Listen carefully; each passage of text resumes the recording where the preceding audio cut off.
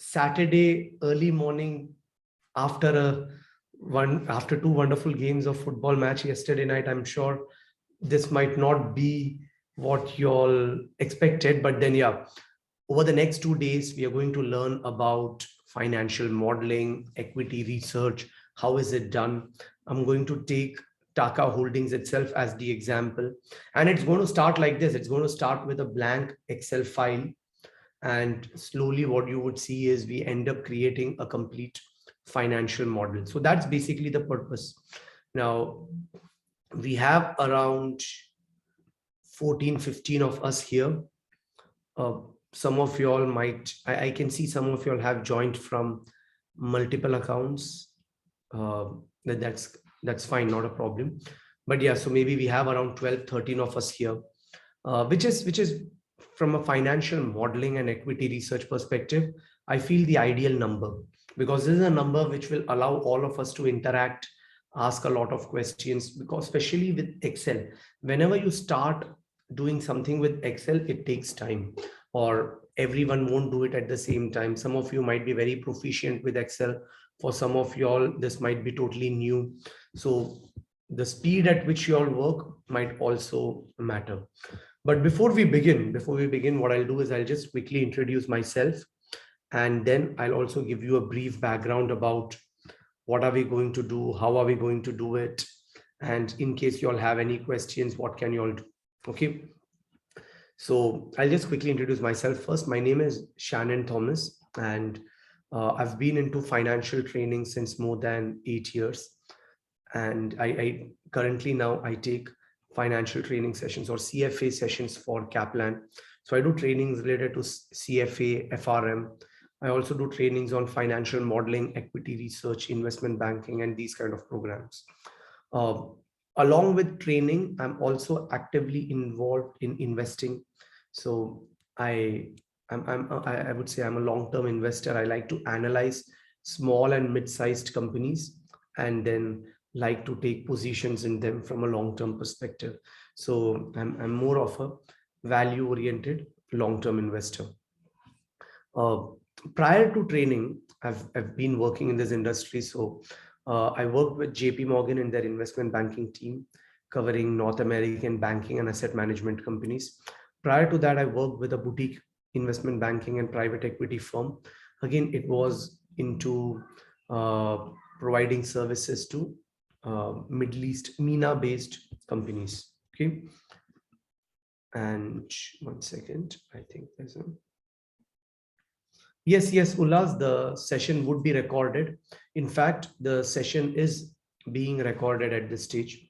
So anyone who kind of misses this would have access to the session recordings. Okay, it would be shared to you after the session. Shanine, can I add, we record, of course, the sessions for today and tomorrow, and we will reshare them with the student as well. Yeah. Perfect. Thank you, Seven.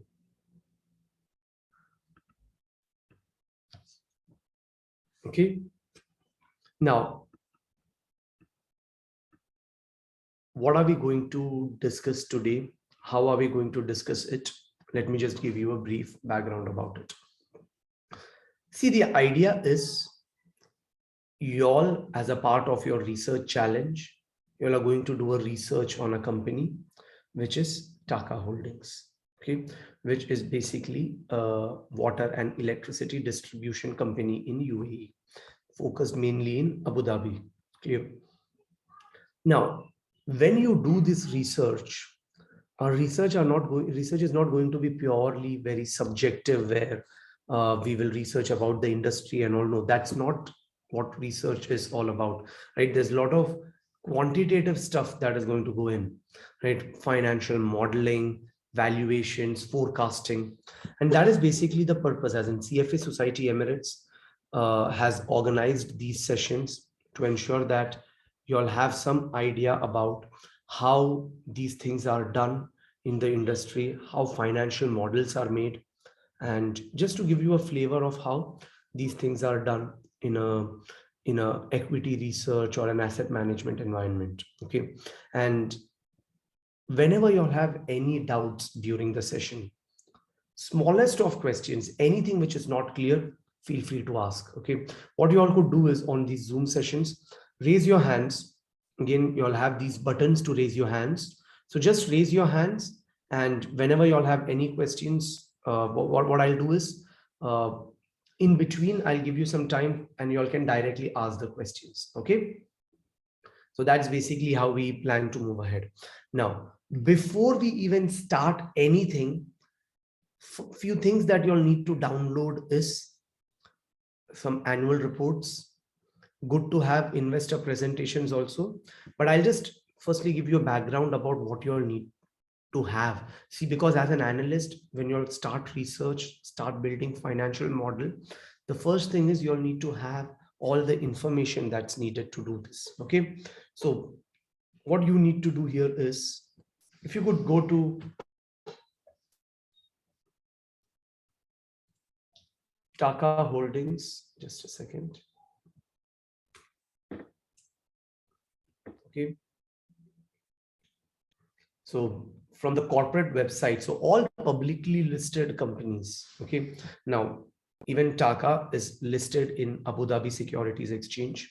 So all publicly listed companies would have regulatory requirements to file their annual reports, quarterly financial statements. Okay, and all these you would find in the investor relations section. Okay, so from the investor relations sections, when I look at, there's the investor relations section, I can see annual reports. Okay, on the left, you'd be able to see annual reports. This is generally the starting point. Okay, so I'll click there. I can see the annual report for the last 3 years. So you would notice that these annual reports come out somewhere around March or April in the subsequent year. So even for 2022, the year has still not ended.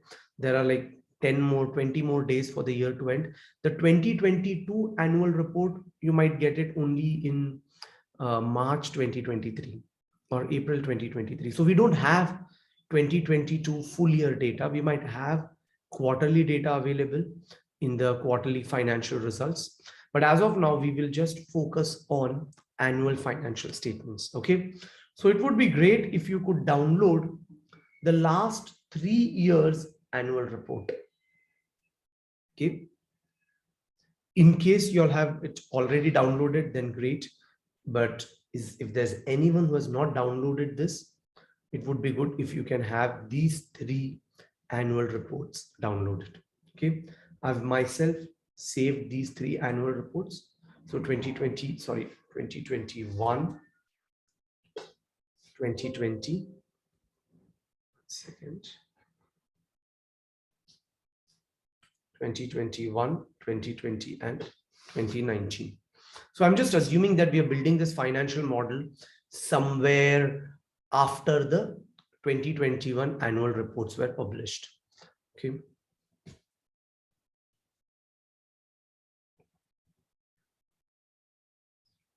And believe me, this is all that you need to start off with. You need these 3 reports and you need a blank, completely blank Excel file. Right from a blank Excel file, I'm going to take you to a full-blown financial model over the next 2 days. Okay, and as we build the financial model, we are also going to do some subjective research, industry research. Okay, so yeah, you can give me a thumbs up if you all have the financial reports, the annual reports. Do you all have it? I can send the link in the chat box also.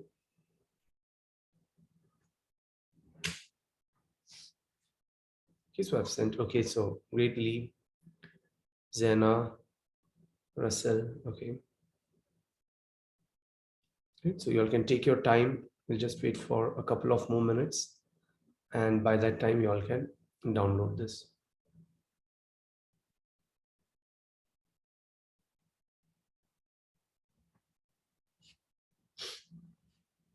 Okay, perfect. Thank you, Zena, for the confirmation.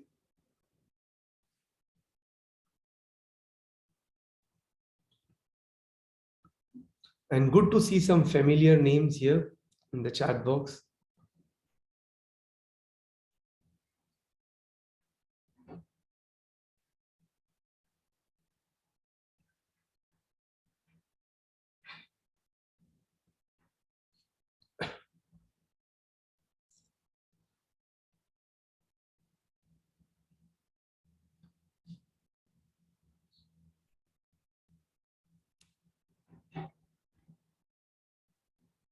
Clear? Okay, so now we will proceed. Okay. So once you have downloaded all the annual reports, okay, how do we start? Okay, the purpose is to build a financial model. Now, why are we even building a financial model? See, the day in the life of a research analyst is goes on something like this. Let's say there is an initiating coverage, something like this, Taka Holdings, and you are an analyst. Your job is to do analysis on this company and let's say submit a report to your portfolio manager whether to buy the company or whether not to buy the company. Or if you are in sell side research, what will happen is you come up with an equity research report and the sales team is going to show these research reports to the buy side research team or the portfolio managers. So this is basically how it all works. Now, in these research reports, what you would see is there are a lot of commentary about how the business is going and how is it, and then some qualitative things about the business. And then you might also see some quantitative things about the business. Okay. Now let me show you how a sell side research report looks like. Okay. You would have already seen uh, the last year's winning report and all. But this, if you see, is an example of a research report on a power company. Let's say this is Tata Power Company. Now, I'm not saying that you need to build a research report exactly like this, right? But the purpose is to understand the structure, okay? So if you see, there are some qualitative things mentioned here, okay? After these qualitative things mentioned here, they have forecasted some numbers. So you could see they have forecasted the revenues for 2022, 2023, 2024. Now, this is coming from an Excel file, right? So somewhere in some Excel file, which they are not sharing with us, a table like this has been prepared. And in those tables, revenue, net income, EPS, all these things have been mentioned. Again, they will talk about qualitative things, right? How the company is doing, these kind of research. And somewhere towards the end, they will give you like a detailed model. Clear? So these are nothing but coming from financial models. So they have forecasted P&L, that is profit and loss statement. They have forecasted the balance sheet. They have forecasted the cash flow statements. Clear? And this is in their proprietary financial models, as in this data is coming from their proprietary financial model. That's why they say sources ICICI Security Research, right? You need to do something like this for Taka. Okay. Now to do that, we have the information. Everything is going to come from annual reports. That is the most authentic source of information. Another set of information that you'll need is that is going to come from investor presentations. Now, investor presentation is also a very, very good way to know more about the company, right? But there are few things which I'm not going to be discussing over the next 2 days, because if we all do it exactly the way I'm going to do, there's not going to be any differentiating factor, right? So I'm going to give you an overview of about how financial model is built. Your job is to take it ahead, right? Everyone, all teams, you all need to kind of work more on this, refine it, make it better. Okay. And I will tell you areas where you could make it better. Okay. But I'm not going to spoon feed for you, but then the idea is I'm going to show you what could be done, and it's then your job to actually look into it further, go into more detail. That is basically where the fun will start. Okay. Now, generally speaking, to start off with, we need the annual reports, and we have the annual reports. Okay. And what I'll do is here in the tab, I'll give some steps. Okay. Step one always is, so whenever you're building a financial model, step one is always download historical financial statements. This is something that we are done with. Okay. Next is step two and step three. Now, step two is input basic company related inputs and input historical financial statements. Clear? Now, these are few things that we are going to do. Now, few things that you'll need to know here is the way you prepare your Excel file, the way you format it, right? They might be very small things initially, but then they make a huge difference. In the first few years in your life as an investment banking analyst or an equity research associate, believe me, a lot of time would be spent on just getting your work client ready. Right? For that, you'll really need to understand the best practices of building a financial model, of maintaining an Excel file, of standardization, and all those things is also something that we will talk about. Okay. So this tab, y'all don't need to worry about. I'm going to make or create a step-by-step approach here. Your purpose should be to kind of input the historical financial statements and all. Okay. So I'll just show you how it is done. Okay. So first, I'll start with an empty tab. Okay, I'll rename it. Okay, I'll rename this tab. Now, to rename it, generally what we do is double click, and then whatever we want to rename it, we do it as it is. Okay, there are shortcuts also. Now in Excel, what you would see is people who work regularly on Excel, they use a lot of shortcuts. Okay. So one simple shortcut here is Alt-O-H-R. Okay. So I'll just call it steps and shortcuts. Okay. So here I'll just give you a few shortcuts. As and when we use it, I'll just write it. So renaming a tab. Clear. You could do it with Alt plus O plus H and R. Alt-O-H-R. Okay. Now, if anyone is using Mac, I'm really sorry. I've myself not been able to figure it out. Now, this computer is a Mac, but then whenever I have to use Excel, I like to prefer, then I generally prefer the Windows one. Okay. But anyways, this is how you rename a tab. Now, I'll just rename it to inputs. Okay. So basically here in this tab, you know what I'm going to do? I'm just going to make some basic inputs related to the company. Okay. So every time I do it, what I'll do is I'll keep the first row, the first column a bit thin. Clear? So I will put some company related inputs. Okay. So I'm just giving some company related information. I'll tell you why all these things are important from a formatting perspective. And let me tell you here, see one more thing. Generally, when you attend a financial modeling class, and if it is face to face, what happens is I'll be doing it and you all can see what I'm doing it, and then you all will go ahead with me. Here with online sessions, this could be a bit difficult. Now, this is difficult because I'm doing it here. Okay. At the same time, you all have to do it. So if you all use your Excel, you won't be able to see what I'm doing.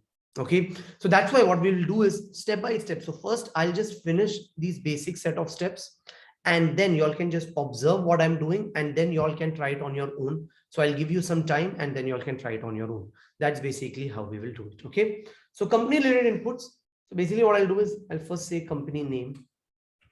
Now, why am I doing all these things is because next time when I have to change the name of the company, I'll just make a change here. Okay, this is for standardization purposes. All my financial model should look like this. Okay, so company name I know is Taka. Clear? So I'll just call it. So this is basically our company. 1 second. So you can write a full name or whatever the short name is for the company, right? Or this is Abu Dhabi National Energy Company, together referred to as Taka. Clear? So I'll just say Abu Dhabi National Energy Company. Okay. Then company short name, I'll call it Taka. Clear? I want to get rid of grid lines. Okay, so a lot of times when you see financial model, they generally don't use grid lines. How can I take out the grid lines? View, you can just take out these grid lines.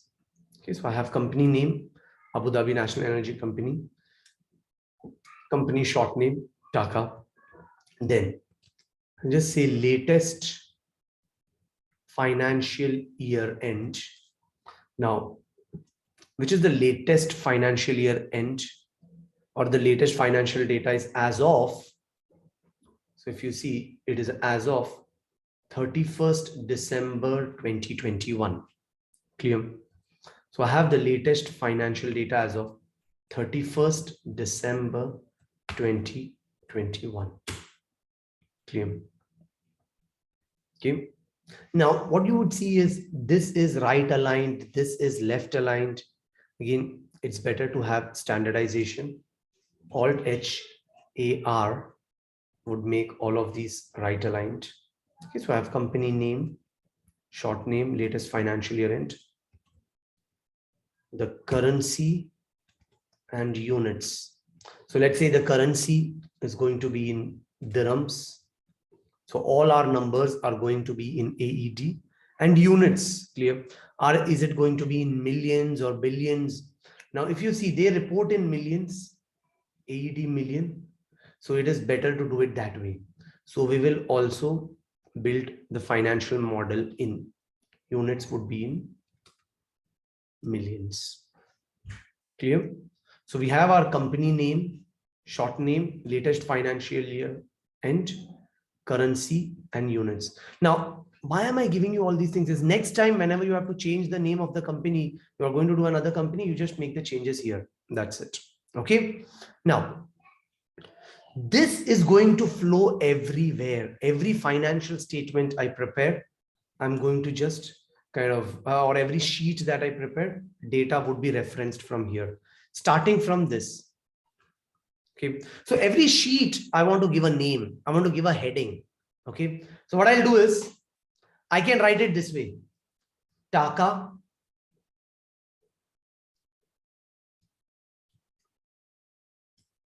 company or Taka inputs. See, I can do it this way. Okay, but then I don't want to write it again. And this is where you'll need to understand how you should use some Excel functions. Okay, so one very important Excel function that you'll need to know is concatenate. Now, how does concatenate work? Okay, so let's say if I write Shannon and Thomas here. Okay, sorry. So Shannon and Thomas in two different cells. But if I do a concat text 1, comma text 2, what I'm going to have is in one cell, I'll have Shannon Thomas put together. But then this is coming without a space. How can I input a space? So what I can do is, so there is whatever is text is there in G6, then whatever is there between these double inverted commas, and then whatever text is there in H6, and this will give me Shannon space Thomas. Clear? Now, how am I going to use concatenate here is, I'll say concat. First thing is, let's say Taka. I'll have a hyphen. Then I'll write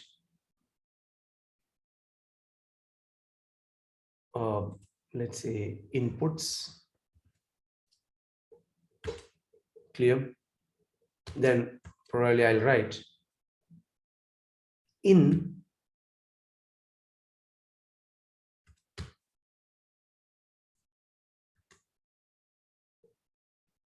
again. I want to automate this in AED millions. Okay. Now, when I finish it, I'll see a lot of mistakes. Okay. And then I will adjust what I've written. So see here, I'll say, okay, Taka inputs in millions. There's no space, doesn't look proper. So I know here I need to have some space. After that, there is inputs. After that, I need a space. Okay. Even here, I need to input space and then C10. So Taka inputs. Okay, so after inputs, also I'll put in AD millions. Okay, so now I have this sheet's name is Taka inputs in AD millions. Okay, now the benefit is, I'll tell you why we need to do it this way. The benefit is, now the benefit of doing it this way is that next time I change the name of the company to Etisalat, that's it. Instead of Taka, I have Etisalat, right? I want it in billions. I'll just change it here. It will change everywhere in all the subsequent sheets that I'm going to prepare. Okay. So I'll just give it a format. Okay. And then you could do it any which ways you'll want to, but yeah. So y'all can use your own cell styles. So I'll just use it as, let's say a heading 2, and this, I'll just use it as a, let's say under cell styles, I'll use it as like a heading 3. Okay, that's it. So I have Taka inputs in AD millions, company related inputs. That's it. So I've just made some basic inputs. This is how I start every financial model. Clear? After this, we have a lot of other sheets, but I'll show you how that could be done. Okay. Now, I'll give you like 5 minutes. Can you all build something like this at your end? Okay. So I'm not going to do anything. In case you all get stuck somewhere, you all can ask, but I'm not going to do, or I'm not going to proceed ahead. So now it is 10:36 till 10:41. You all can just try it on your own. Okay. And let me know in case you all get stuck anywhere.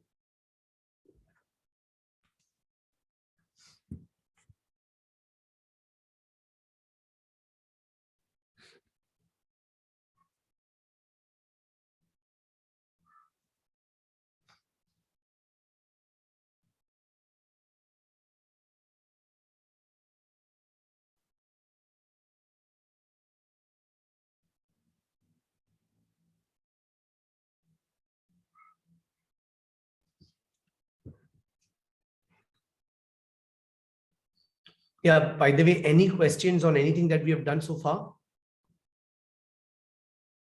So we're just kind of setting it up. That's it. Nothing new.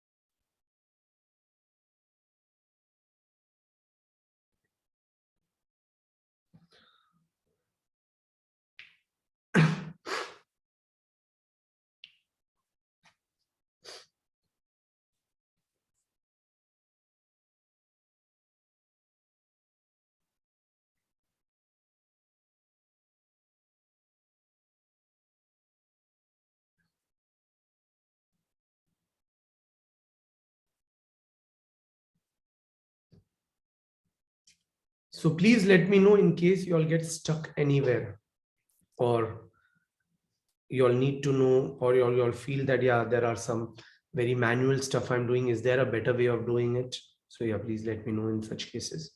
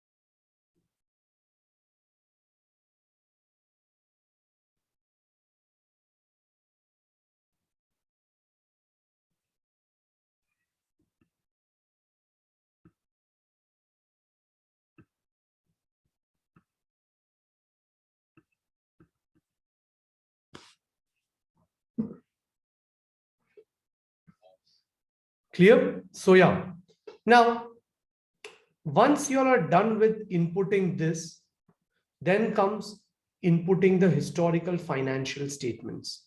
Now, when we say inputting historical financial statements, here we have step 3A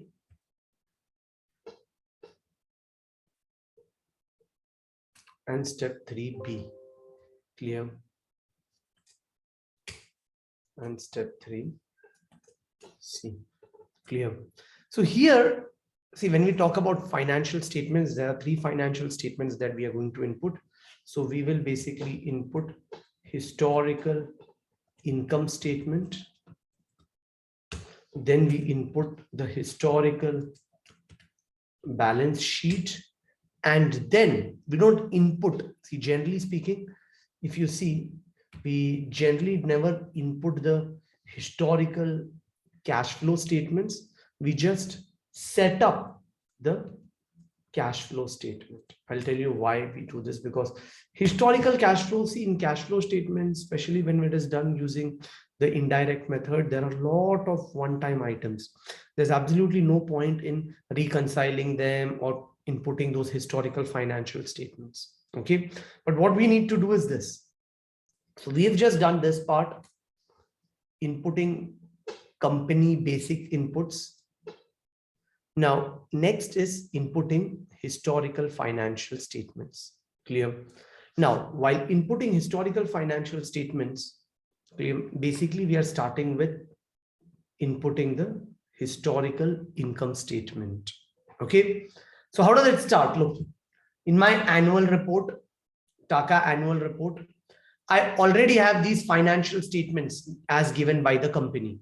So there are revenues.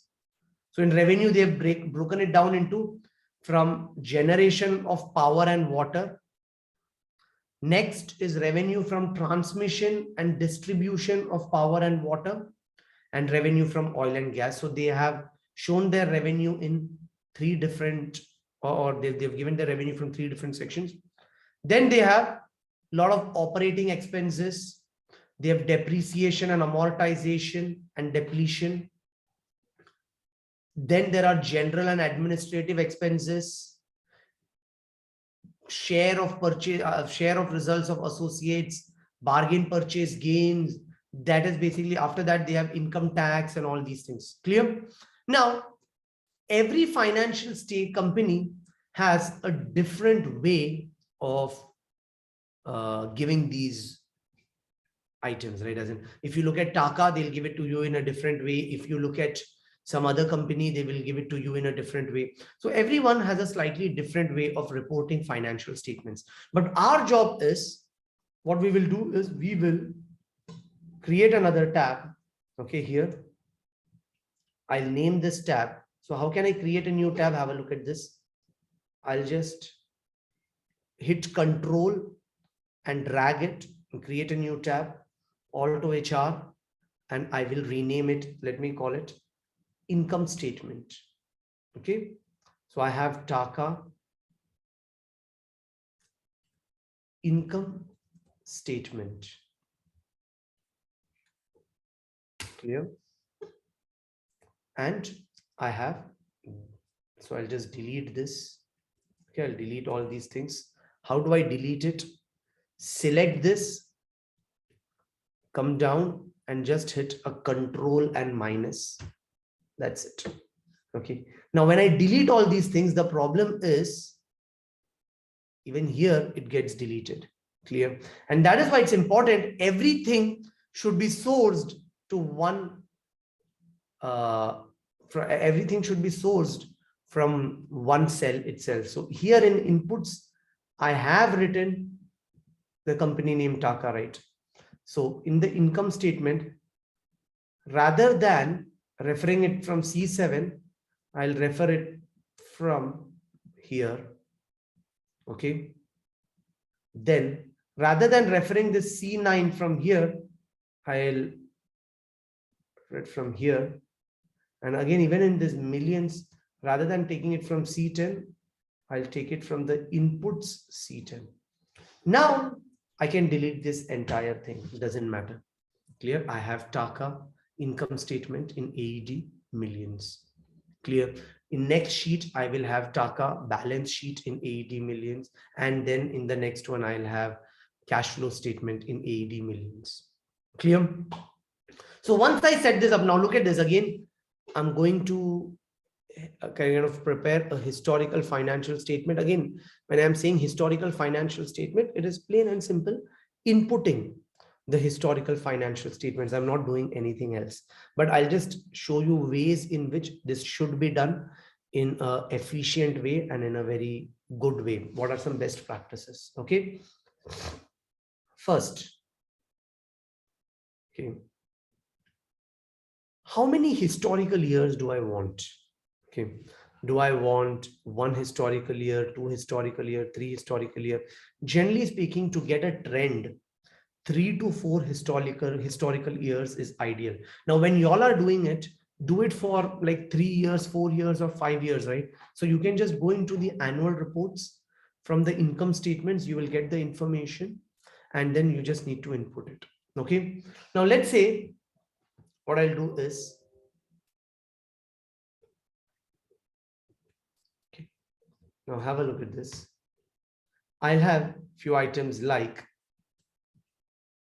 I'll just call it financial year end. Okay. Next, call it timeline counter. I'll tell you why I'm doing it. Okay. And then currency and units. Okay. I'll show it to you, as in once all this is done, it will make more sense. Okay. So in this column B, what I'm saying is, okay, when is the financial year end? What is the timeline counter? Currency and units. Okay.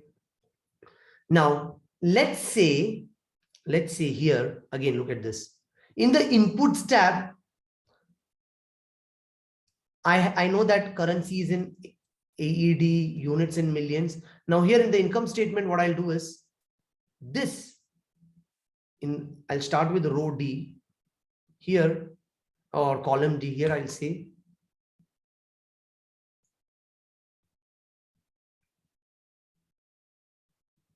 I'll just write AED, comma, millions, right? But here I want a space.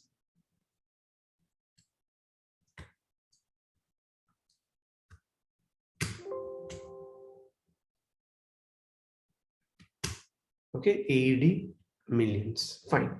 So I know the currency and units, and this is going to be the same for all the years. Okay.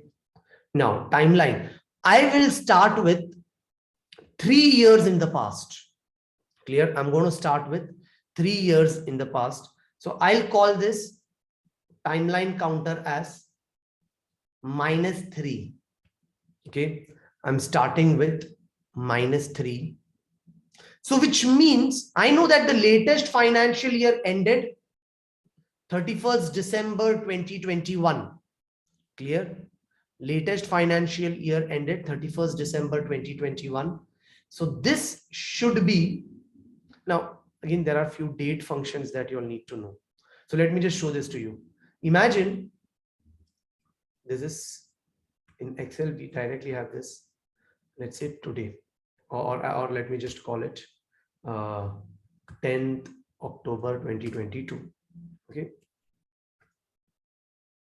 So I've written 10th October 2022. If I want to take this a month ahead, what will I do? I can write e-date. Okay. This is the start date. And let's say 1.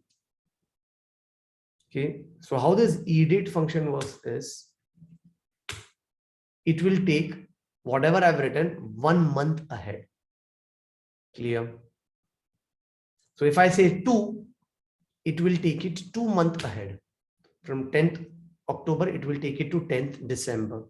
Okay. Now here, what I could do is, I have currency and units. I have the timeline counter. Financial year ends. I'll just say whatever is the latest financial year end that I have. Clear? So I'll just call it e-date. Whatever is the latest financial year end. Now I have to go 3 years behind. For that, I need to go back 36 months. So I'll just take this. Now have a look at this. E-date inputs, which is this latest financial year end, comma, 3 minus 3. So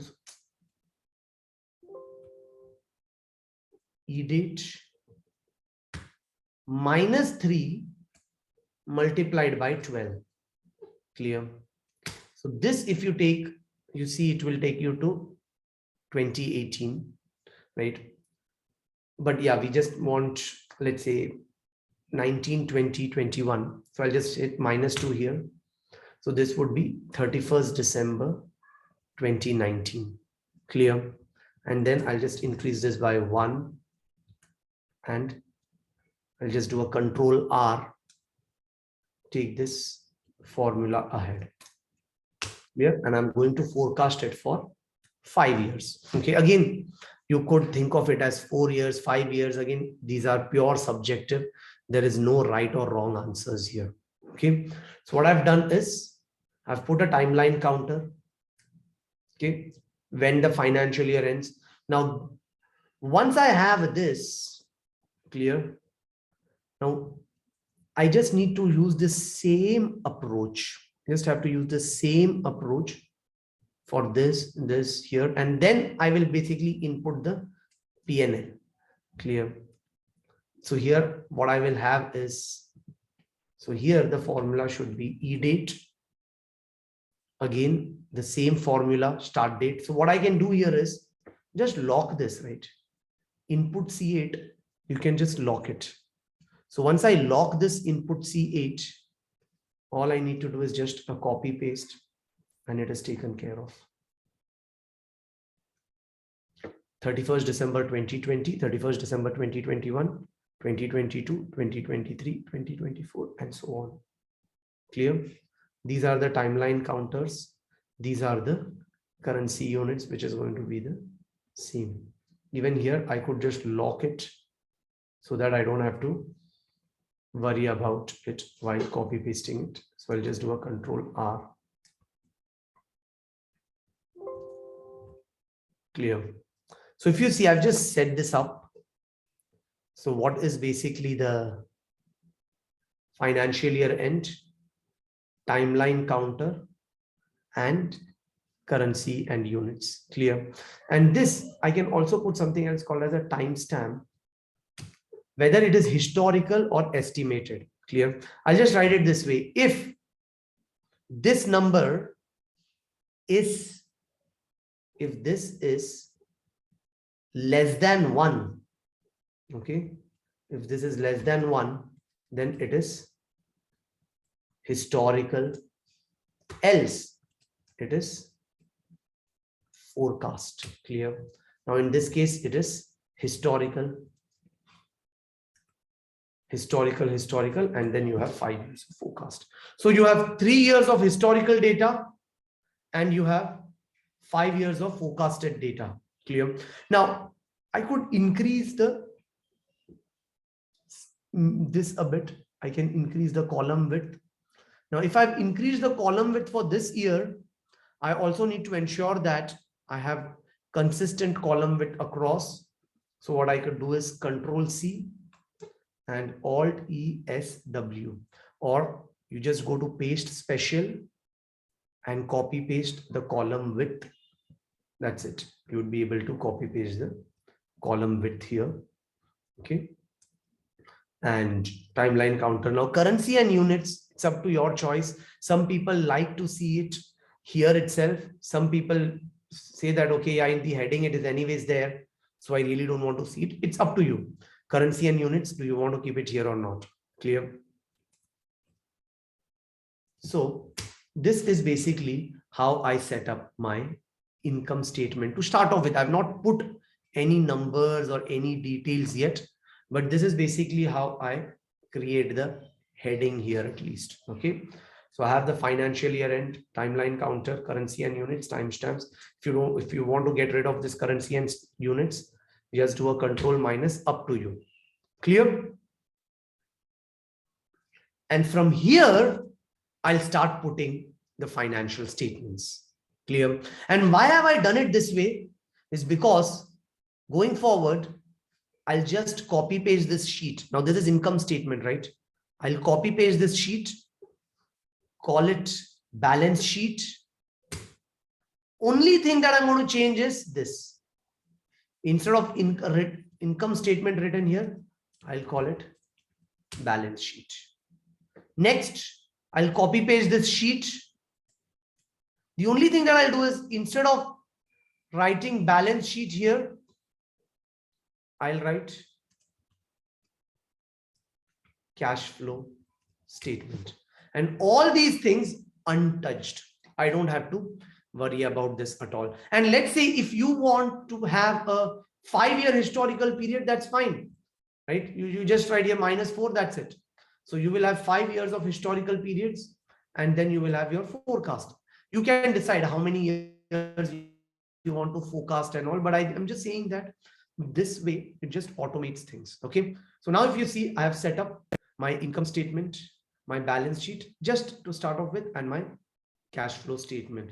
All I've just done is here, understand, when you look everything black, you really won't know what you have input, what you have calculated and all.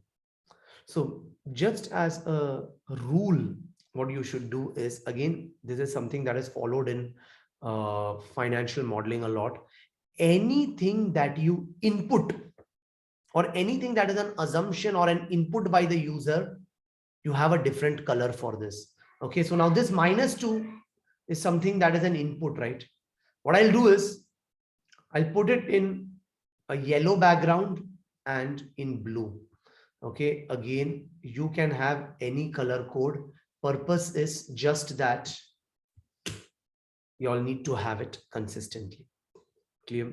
Have any color code, not a problem, but maintain consistency here, right? Or a lot of people, what they do is without the background, right? But this would be in negative. Clear? Oh, so sorry. Clear? So this is -2, -1, 0, and so on. Okay. Now, once this is done, once this timestamp, timeline counter, and all this is done, I will now come up with the reported income statement. Clear? As reported, whatever the company has reported, as it is, I will try to put it here. Okay. As it is, whatever the company has reported. I'll make some adjustments later. Okay. But this here, I'm just going to take as reported, right? So they have revenue generation, revenue from generation of power, water, or whatever. So I'll just write it here. And see, one fast way of doing that is, I'll just show it to you. Press Alt, and now when you select this, you'll be able to select all these things easily. Clear? Okay. So what I'll do is Control C, Control V. Now this is very, very big. So I'll just call it this way: revenue from generation, revenue from transmission and distribution, revenue from oil and gas. Okay. Which will give me like the total revenue. Okay. Again, I'll just input these historical data for 2021. I'll directly get it from here. 2020. Because these are inputs, right? Again, I'll follow a particular format, commas with 0 decimals, right? I don't need to show really decimals here. And then because these are inputs, I'll put it in blue. So all inputs, I'll just put it in blue. And then I'll have the total revenue. This would be in black. Black means something that has been calculated. Clear? So this gives us the total revenue.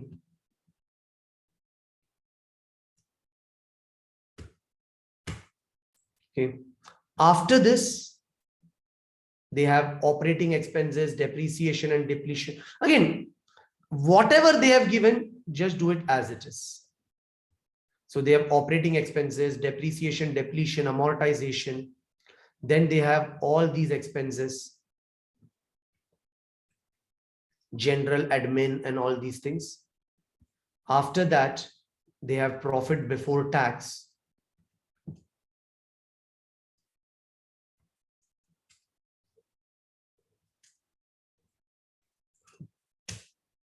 Clear? Then they have income tax expense or income tax credit. And finally, profit for the year or profit after tax. Clear? Now, again, this, I can just input it from here. So these are all the expenses. Expenses, if you see, are in negative. Now these negative, Excel would know it, like when, and then Excel understands when it is given in this way. Okay. So these could be, again, you can follow any format that you all want to, but have consistency. Clear? Whatever you do, have consistency here.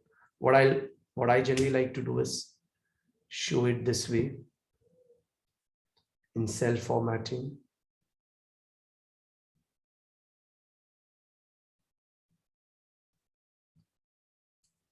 One second.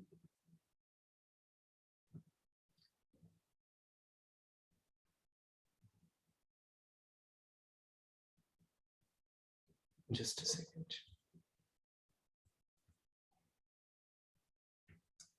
Okay. of these negative numbers, I like to show it in brackets. Okay. Oh, 1 second.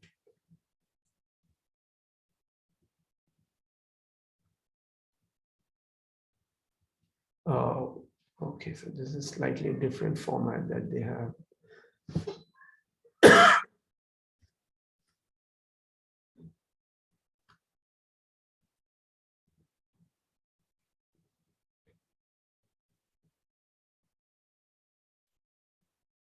Yeah, this format. No, sorry.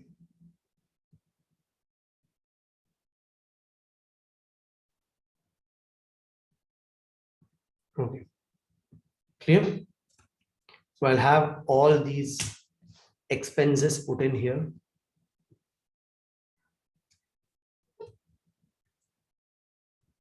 All these expenses that you see. Clear? So the idea is just setting up the financial statement. This is 0. Okay. So my profit before tax would be this plus summation of all these expenses, right, which is 6691. After that, I have an income tax expense of 696. Okay, again in this format. And then it gives me profit after tax. Clear? So this way, what I need to do is input all the historical financial statements. Clear? Ideally, you should be doing it for 2021, 2020, and 2019. Clear? Now, any questions on anything that we have done so far?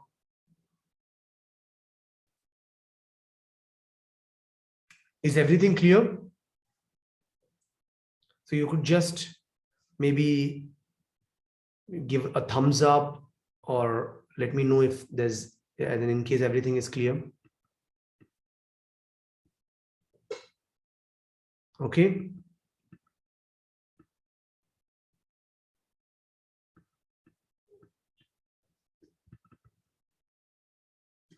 Yeah, 1 second. Yeah, how did I copy just the text from the report? Yes, Cassandra. So what I've done is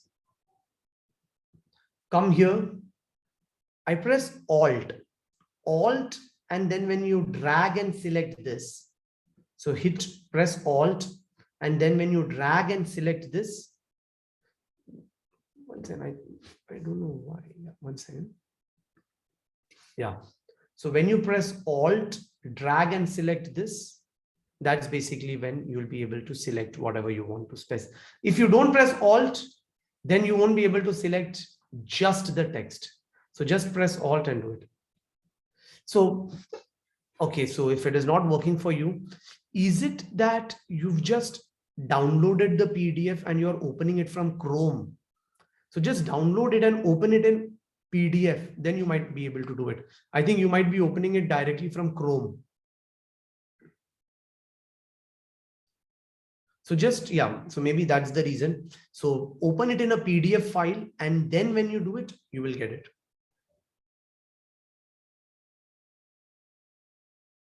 Clear?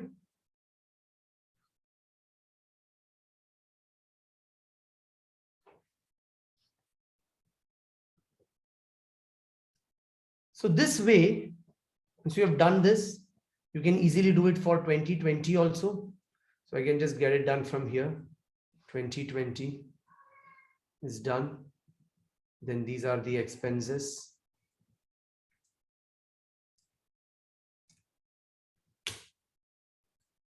Right? And these are all the other expenses. Here.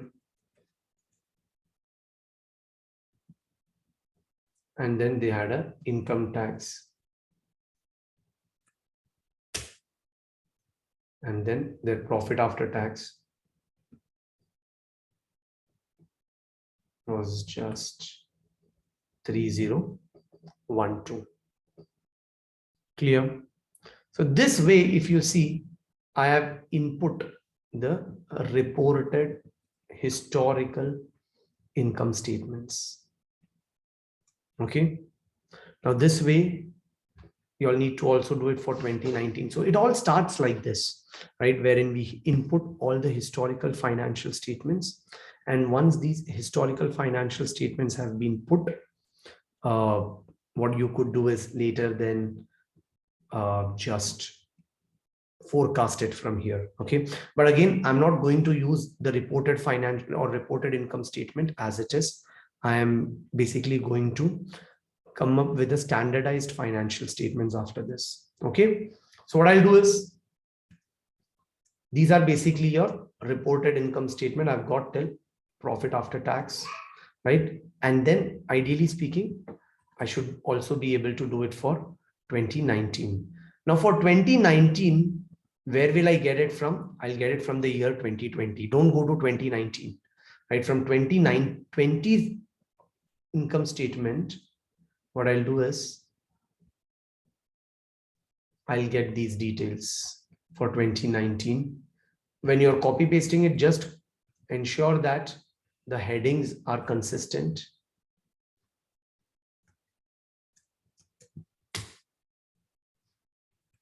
Okay. Then I have these operating expenses.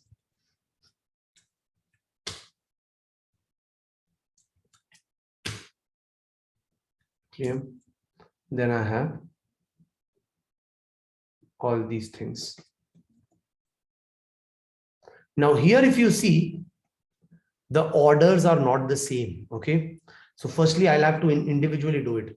This is general and administrative expenses. I'll put it here. Finance cost, I'll put it here. Right. Foreign exchange gains and losses, I'll put it here. Then, sorry, this is gain and loss on derivatives. Now, such an item is not there at all in the latest income statement. Okay. So fine, I'll tell you what you could do. Foreign exchange gain, I'll put it here. Interest income, I'm unable to see interest income in the year 2019. Clear? Fine. Other income, I can see it is 302. Okay. Then this bargain purchase gain is 0. Share of results of joint ventures, 125.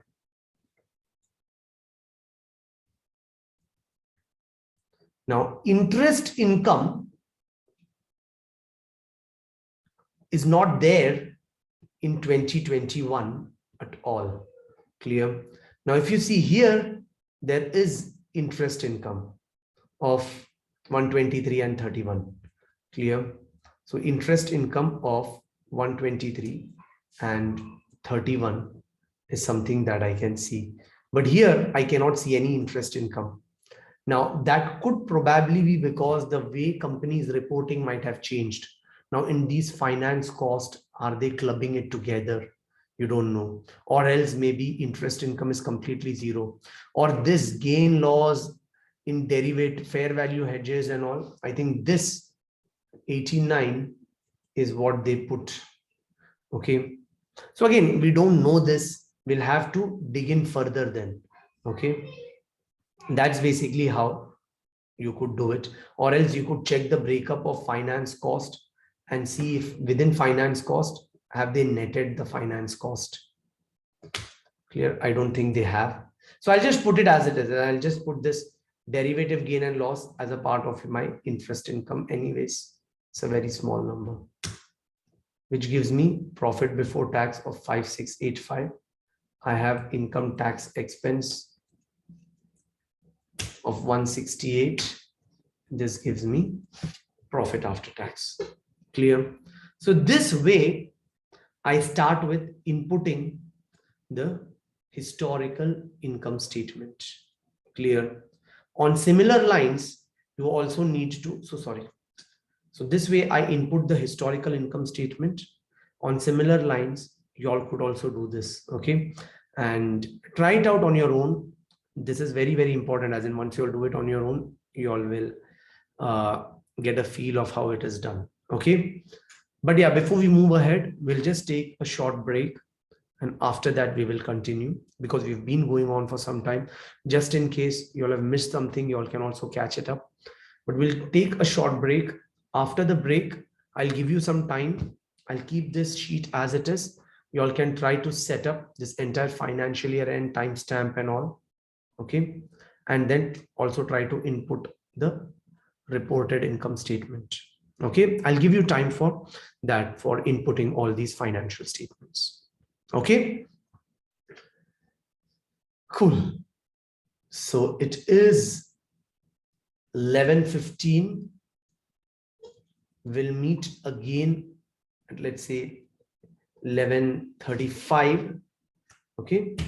And once we meet at 11:35, I'll give you some time. You all can try doing this. Okay. So I'll just write it here. So we will start again at 11:35. So you can have a quick break or catch up in case you all have missed something. And then at 11:35, I'll give you some time where you all can input all these things. Okay, cool.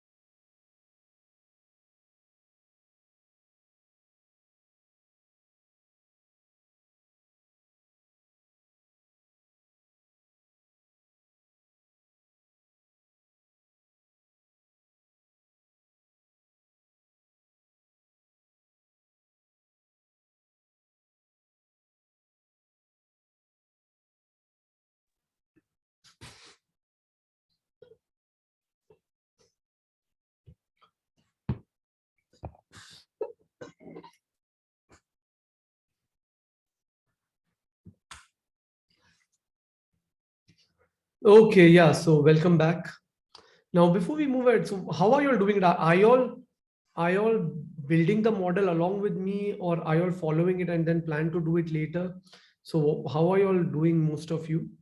Are you all doing it along with me, or as in doing along with me, as in are you all doing it right now, or is it that you all plan to go through the recorded videos along? Okay, along. Okay, okay, great. So then I think what you could do is right now, I'll give you some time. Okay, what you all could do is get this part ready, as in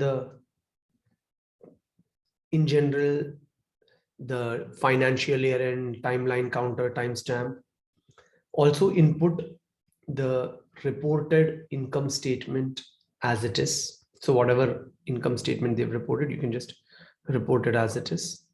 Similarly, you can do it for, as in balance sheet, I'll show it to you, but at least till this point, I'll give you guys some time, and then you all can reach till here. So see, what I've done is, step one, I downloaded all the financial statements. This was done.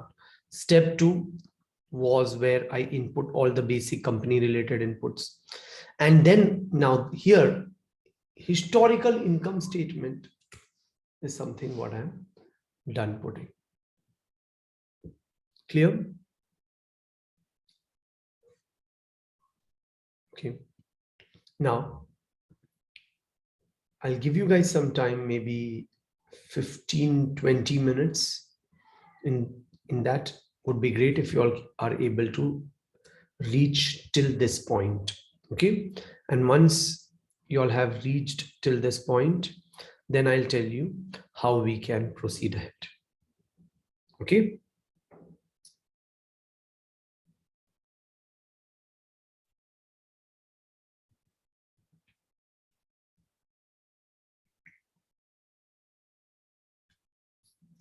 Cool. So it's 11:40 by 12. Okay. So you all have like 20 minutes. In these 20 minutes, would be great if you all are able to reach up till this point. Okay. And then I'll continue ahead. Okay. Yeah.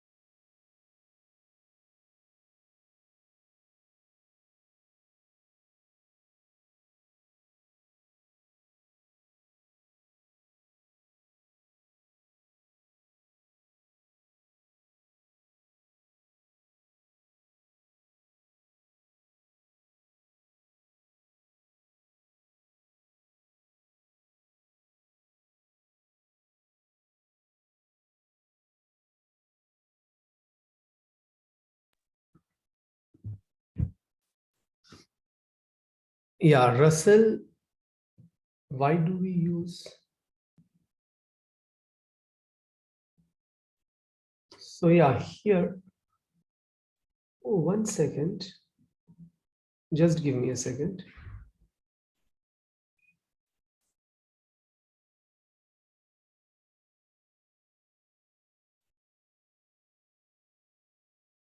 Sorry, my bad, my bad. Russell, that's a very good point. You should not be using pro forma numbers. You should be using actual numbers. Okay. But I think what they've done is, 1 second. I think I missed this. 1 second.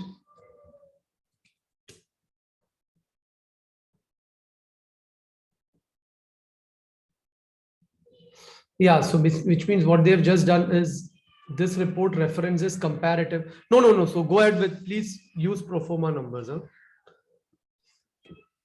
Use pro forma numbers. They are more comparable. Okay, use pro forma numbers. So what they're saying is this report references comparative pro forma financial statements for the period prior ended between TAQA and Abu Dhabi Power Corporation, right? So going forward, this is how it is going to be. So that's why it is better to use pro forma numbers. That would make it apples to apples comparison when you're looking at years. Okay. So use the pro forma numbers.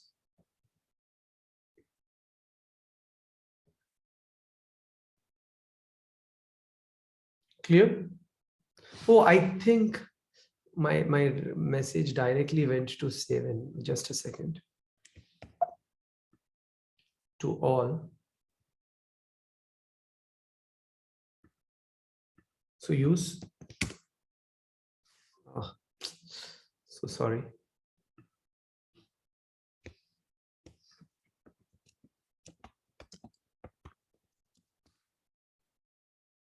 Okay, sorry. Just a second. What is this? Oh, these are some test videos. Just a second.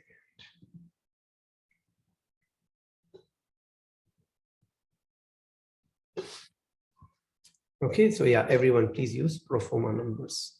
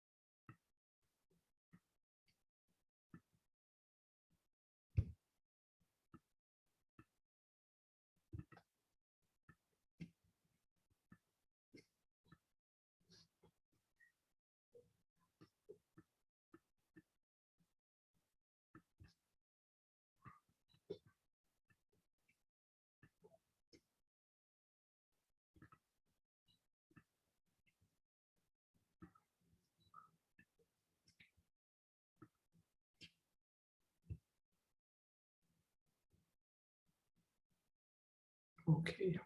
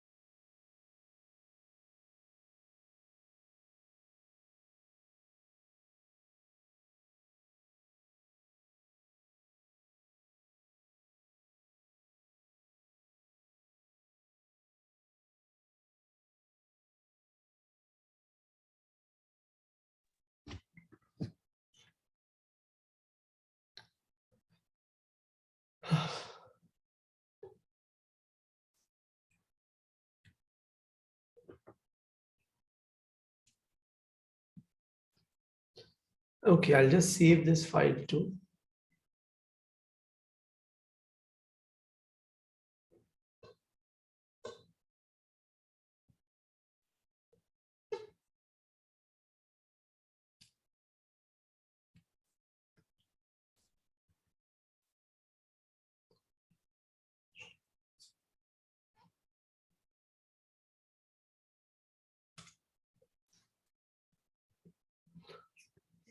Okay, so now, yeah, we can continue. So if you see here, we've put the reported income statement as it is. Now, generally speaking, when we are building financial model, we don't want to forecast financial statement as reported. Instead, we want to forecast financial statements based on our format. Now, I will have a slightly different format. Okay, so I want to forecast the financial statement based on my standardized format. Okay, so what I'll do is I'll add a few rows here, right? Instead of reported income statement, now what I'll have is a standardized income statement. Clear? So I'm not going to use how Taka reported. I'm going to look at how I want to look at, or how I want to forecast it. Clear? Now, when I think how high I want to forecast it, you know what I'll do? I'll first start with whatever is basically the revenue. Clear? Then what I want is expenses, operating expenses. Clear?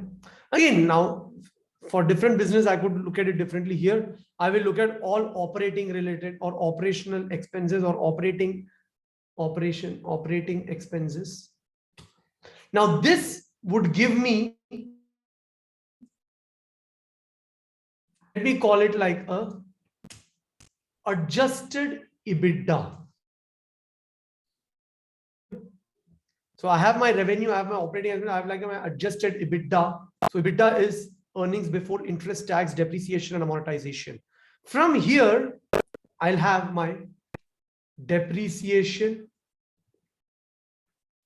and amortization, which would give me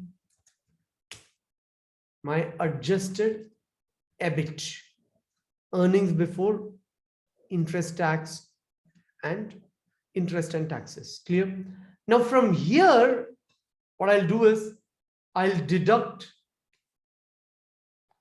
interest expense,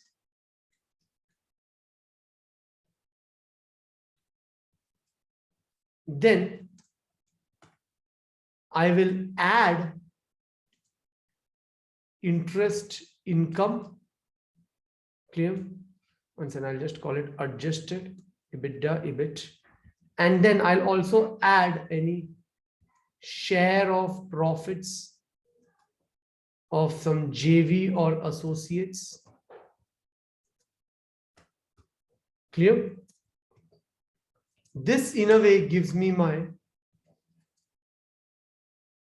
and in fact, I'll also add any other non-operating income / expenses. Clear? This will give me my adjusted profit before tax. And then I have my income taxes. And finally, I have the adjusted profit after tax. See, the basic idea is whichever way the company reports, I'm not bothered about that. I want to see my financial statements this way. I'm more comfortable seeing my financial statements this way. Revenue, operating expenses, depreciation and amortization, interest expense, interest income, other non-operating income or expenses, share of JVs, and income taxes. Clear? This is basically how I want to look at financial statements as. I don't want it to be like this. revenue from generation, revenue from transmission, and operating depreciation, impairment losses, general and admin. I think company can report it the way it wants to, but I don't want to see it as it is. As in, I have a different way of looking at it. Clear? Now, to understand this, there is a very important function that you all need to understand, which is, again, in Excel, there are a few new tips and tricks that you all need to know, which is basically sum ifs, right? I don't know whether you all know how to do sum ifs and how to create drop downs. Clear? So these are two things that you'll need to know, which will make it easier for you. Clear? Now, how does it work? See, what I'll do is, in this income statement, reported income statement, there are a lot of line items. This is purely based on how TACA reports it. But what I'll do is, I would want it. Now see, all these are nothing but revenue for me. Now this, then even general and admin expenses, all these are basically my operating expenses for me. Clear? So what I'll do is, I'll just select here. Now look at this. I want to create a drop down. Now in drop downs, now what I can do is, in data validation, when I go to data validation, what I'll be able to do is, I'll be able to select a list. Okay, I'll show it once and I'll do it again. Okay, so have a look at this. I'll show a list. I'll say this is the entire list. Okay, I'll take this entire, in fact, not, I don't even need till here. Till here. So if you see here, I can select it. Is it revenue? Is it some operating expenses? What exactly it is? Clear? So let's say this I'll copy paste to all these items. Clear? I'll just copy paste to all these items. Okay. Now I'll tell you what is the benefit. What I'll do is, I'll say this revenue from generation is nothing but a revenue. This is also nothing but a revenue. This is nothing also but revenue. Clear? Operating expenses. This is nothing but operating expenses. Depreciation, depletion, amortization. I'll put it under the category depreciation, amortization. Impairment losses. See, these are non-recurring items. So these impairment losses and all these things are generally not even forecasted, right? So when I create my adjusted standardized income statement, I will ignore these impairment losses and all. I don't have, I think these are non-recurring items. General administrative expenses. These are also nothing but operating expenses. Finance cost. This is basically an interest expense. Net foreign exchange gains, losses, all these I'll put it as other non-operating income or expenses. Clear? Interest income, I'll put it under the category interest income. Then there is a lot of these other income. Now again, I need to check what these other incomes are. Now, if there's a lot of non-recurring items out there, you need to take it out, right? On the other hand, otherwise you can take it. Again, here, I'm not going to tell you what to do, what to include, what not to include, but the idea is you'll need to categorize it in the correct way. I'll just categorize it as other non-operating income or expenses. Then we have share of results from associates and JV. So I'll just call it share of profits. Bargain purchase gain is also a non-recurring item. So I'll just ignore it. Clear? So what I'm just doing is I'm just ignoring all these non-recurring items and everything else. I'm clubbing it together based on my standardized income statement. Clear? Now look at what I'll do. Here in this revenue, what I want is, I want the summation of these three things. So wherever I have put the word revenue, add it. Here I want the summation of wherever I've put the word operating expenses. But this is a very, very poor way of doing it. And if I have to do it this way, this is definitely not the right way of doing it. Clear? So how will I be able to get it? As in, how will I be able to add?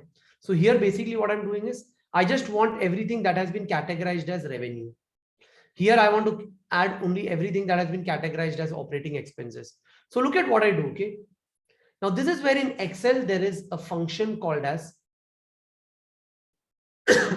sum if. Clear? Sum if. Now sum if, what is the range? Clear? So this is basically the range.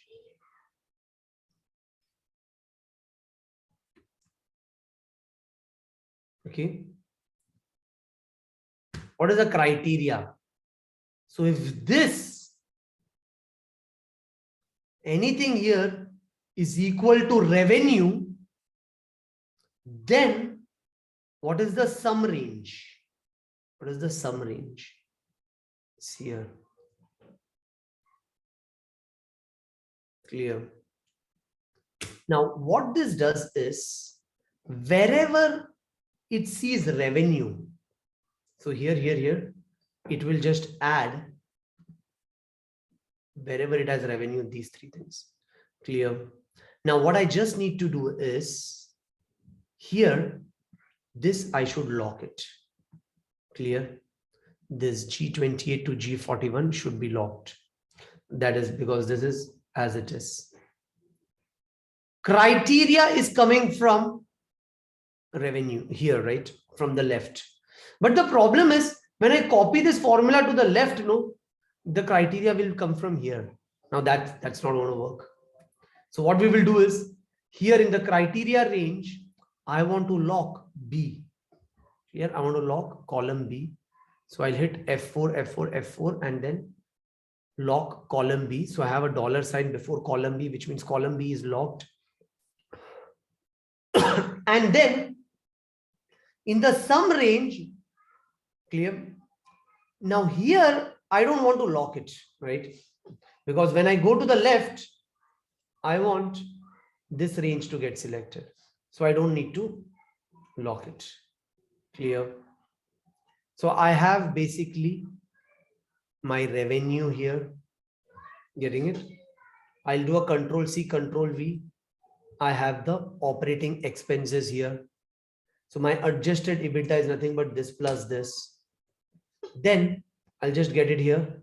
So whatever is the depreciation, see.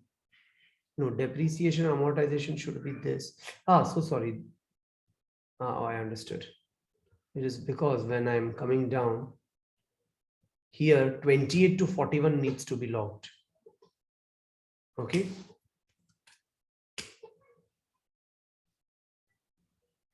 Okay. Then the same formula, I bring it here. So my adjusted EBIT is this plus this. Then interest expense. Again, I just need to copy paste the formula. It will automatically take care of itself. My adjusted profit after tax is all of these. Clear? I'm getting it. And my income taxes. See, if I have adjusted my profit before tax, right? I cannot just take this particular taxes. Whatever is basically this tax, I cannot directly take it. So I'll just take something called as an effective tax rate. So whatever is the effective tax rate. So if you see, effective tax rate comes to around 3 minus 10% or so. So I'll just use this effective tax rate for the year. This effective tax rate, whatever it is, based on my adjusted profit before taxes. Clear? So I'll just say this multiplied by here. Get it? And my adjusted profit after tax should be this plus this. Clear? And this way, I can copy this entire formula here. That's it. Clear? Now this minus sign, I don't want it like this. I just want it like this, but in black. Sorry.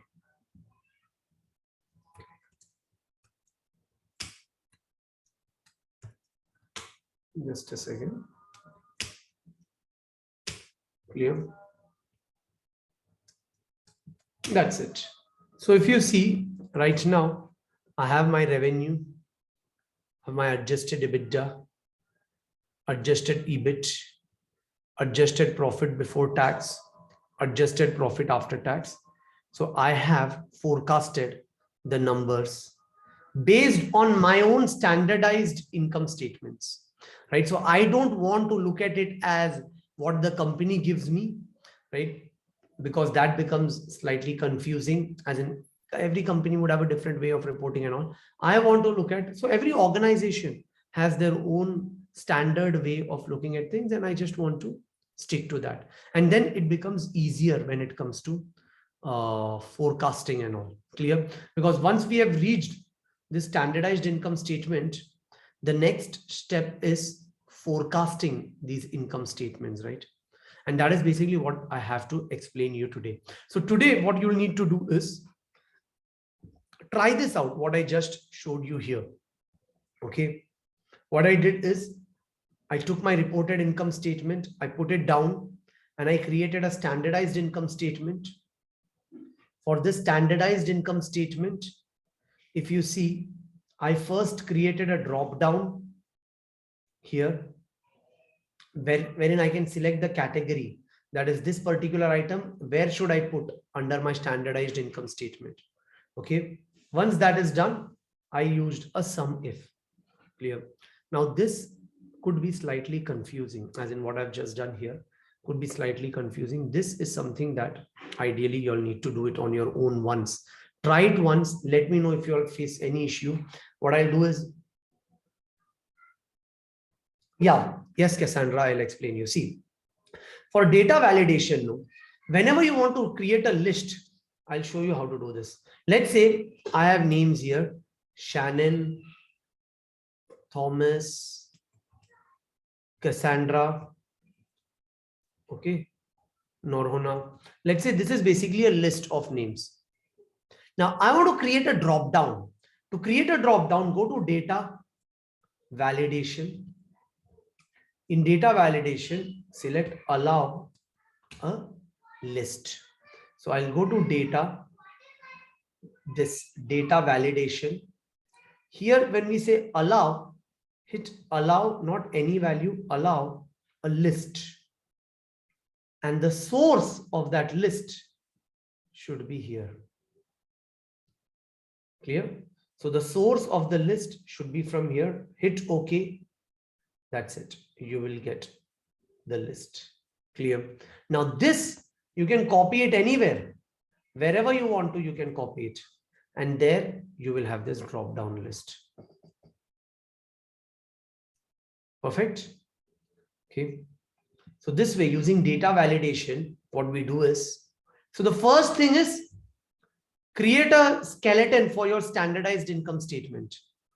Once a skeleton for your standardized income statement has been created, create a drop down to select those categories from the standardized income statement, and then do a sum if to select the right categories. You all should ideally get the exact same answer which I have got, right? I will keep my cursor here so that you all will also be able to see the formula that has been created. See, I'll tell you, Excel, initially when you all started, no, you all will get lost in Excel, what's happening. This is very, very normal, but you all need to go through this phase in your life. Only then you all would be polished enough to work in a research and as a research analyst or as an investment banking analyst.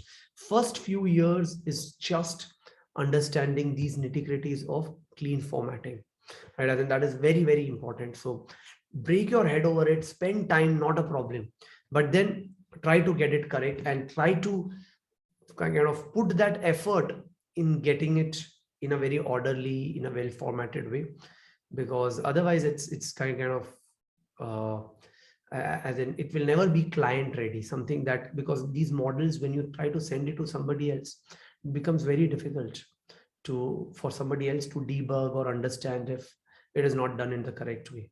Okay, so yeah, everyone, please try this. Again, this would take around 15-20 minutes in my opinion. So everyone, please try this. It is 12:20. I think by 12:45 or so, or 12:40, or it should be. Yes, Devika. How did I do the effective tax rate? So for effective tax rate, you know what I did? I just came here and I just saw that historically what has been the effective tax rate, which is nothing but whatever is the tax expense, dividing it by the profit before tax. So I'm just trying to see how much is the company paying on the profits that they are making. So once I got the effective tax rate,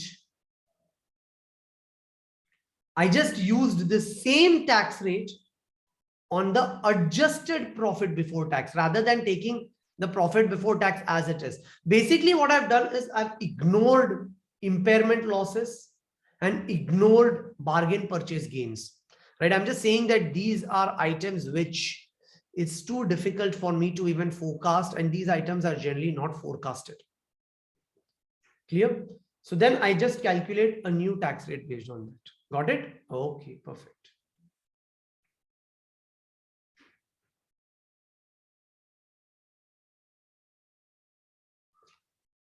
Okay, yeah. So please, everyone, continue. By 12:45. Okay. So yeah, I'll just keep giving you time this way.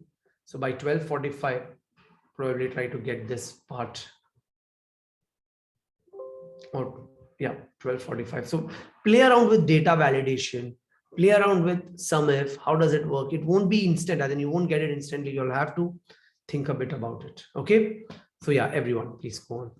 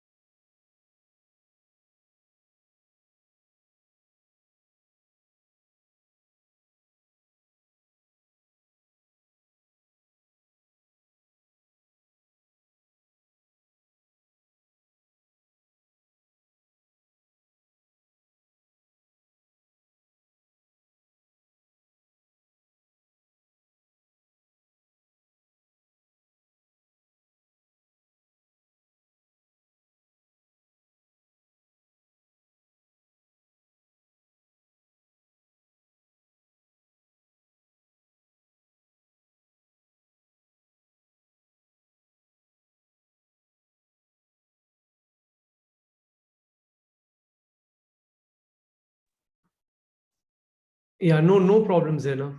Sorry, Atif. I don't know. It's still showing as Zena. You can, by the way, rename it, but yeah, no problem.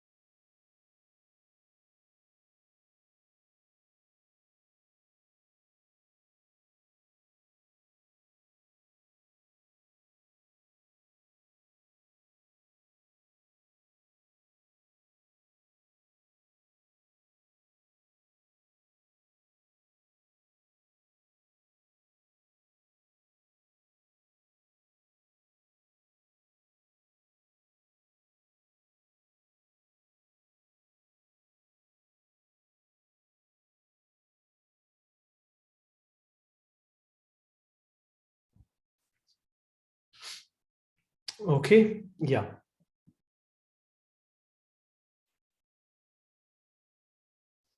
So now, yeah, I hope you all have reached till this point. Clear. Now, see, this is basically the most important point here now. Once we have reached to this point, the standardized income statement. So now think of it how we did. We started with downloading the historical financial statements. We input basic company related inputs. We input historical income statement. Now we should ideally do the same for balance sheet also. Clear? But again, that is not something that I'm trying to show you here, right? Again, because that won't add a lot of value as such, as in it's just a repetitive task again. Okay, but now I'll just talk about forecast. How are these forecasts done? So if you see, when we talk about steps, we have step 1, step 2, step 3, step 4 should be, sorry, step 4 should be forecasting revenue. Yeah. And step 5 should be forecasting expenses. Clear? In fact, I can just put step 4 as forecasting revenue and expenses. Now, for all these kind of forecasts, a very good approach that you can follow is create another sheet. Okay, just like this Taka Holdings and all these sheets that you've created, create another sheet. Call this sheet as assumptions. All these sheet assumption. So I'll call it Taka assumptions. And this clear. Now this entire sheet is for all my different assumptions that I have. Now, how can I forecast revenue? Okay. Now there are different ways to think about how you can forecast revenue. Like you could think about a revenue growth. How much can or how much is the revenue expected to grow? Clear? Or else what you could do is you could think of breaking it based on how they earn the revenue. Now, a lot of people, what they do is, imagine if it's a hotel, right? For a hotel business, what you could do is, what is the number of rooms available? What is the average room rate? What is the occupancy? This way you can come up with a number, right? So there are different ways of breaking it. Like, just to give you some notes, imagine if it is a hotel business. Okay, let's say if it's a hotel business, I can say that revenue is equal to number of room nights available multiplied by average room rent multiplied by occupancy rates. And now you can individually forecast these. Clear? Or else, imagine if it is not a hotel, but let's say it's basically a shopping mall. Okay, so there is an owner of a shopping mall. For this person, the revenue would be number of or square feet available multiplied by average rent per square feet. Clear? On the other hand, if it's basically for a manufacturing company, right, you can think of revenue as manufacturing capacity. No, so it could be in tons or units into average revenue per tons or something multiplied by capacity utilization. Clear? So this way, if you see, you could think about what is how the revenue is derived for different kinds of businesses. And once you know how the revenue is derived for different kinds of businesses, your job is to forecast those individual items. Clear? Now, this is where investor presentation will help. Okay, you look at investor presentations, right? And this is, see, that is how the research is done, right? You look at investor presentations. Let's say when I look at the presentations, I'll download this latest one, 2023 Q3, okay? So you download the presentation. Based on these presentations, what are they saying?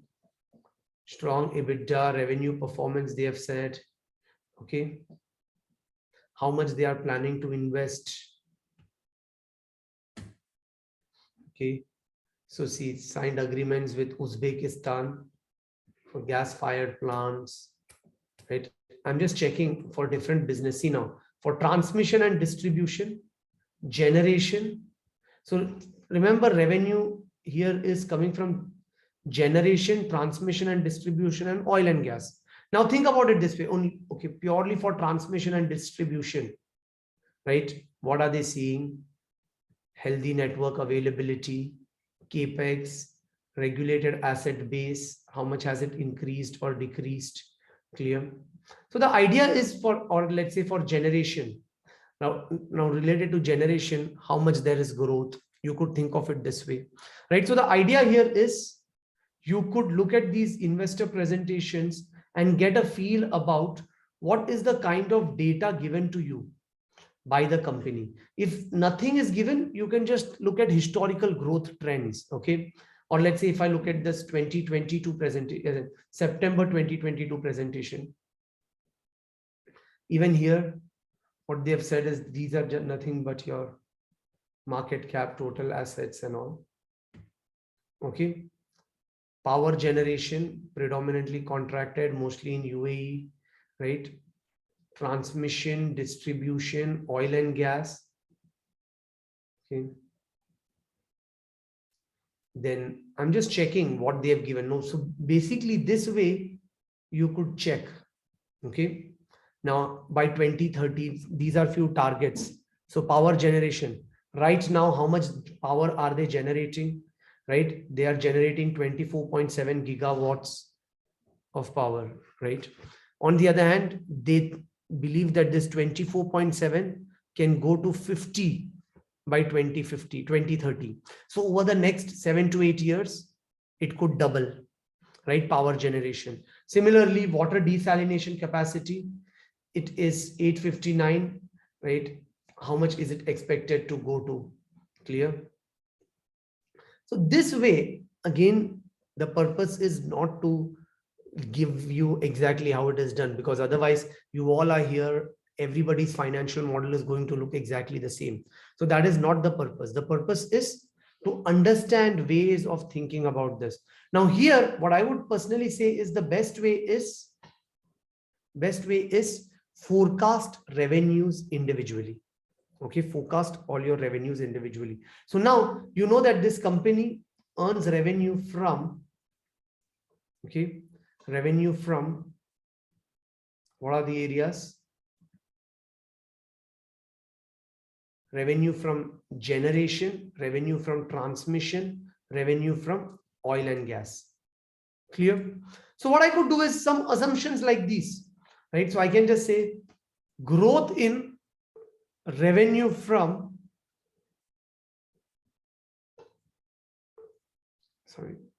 transmission or generation,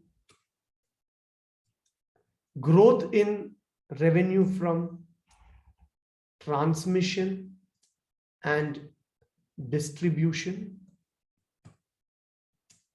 and growth in revenue from power, oil and gas. Clear? Now, let us just look at historical trends. Historically, how much this has been. So I could look at from generation, again in percentage terms. In 2020, there was actually a fall. 2021, it went up 0.2.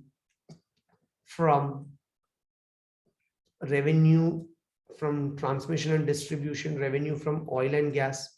Now, the problem is this year, 2020, is the COVID year, right? Now, don't look at these numbers and then there is a huge recovery. Now, any research analyst, anyone who's building financial model today is facing this issue for almost every business, because 2020 skews everything. All your analysis, everything goes for a toss because of 2020, right? So that's why it's good if you have 5, 6, 7 years of history, right? It might take more time, but within your team members, what you could do is divide work among yourself, put like 7, 8 years of history. The more history that you have, it is easier for you to find a trend. Where is it moving? Clear? Now, based on historical trends, what you could do is you could simply forecast. Clear? Because these are assumptions, no? I'll just put it this way. Okay. So I can say that growth in revenue from generation revenue can, let's say, keep on increasing at 5.55%. Transmission and distribution, let's say I can say it will keep on increasing at 6%, right? Oil and gas, let's say I'm saying it will increase at 7%. Why I am doing it this way, that is up to you. Now you all have to come up with these assumptions, right? So you all have to think about, you all have to read the annual report. So see, in the annual report, read the MD&A section, right? Or they have given it this way now, transmission business. What are they saying? See, or they would talk about every business. Let's say in transmission business, what are they saying? Delivered power and water through its electricity network of this, recorded this much peak demand for power, right? Infrastructure developments, what are they basically doing? They did 23 projects, right? So this way you will have to make a sense of how much.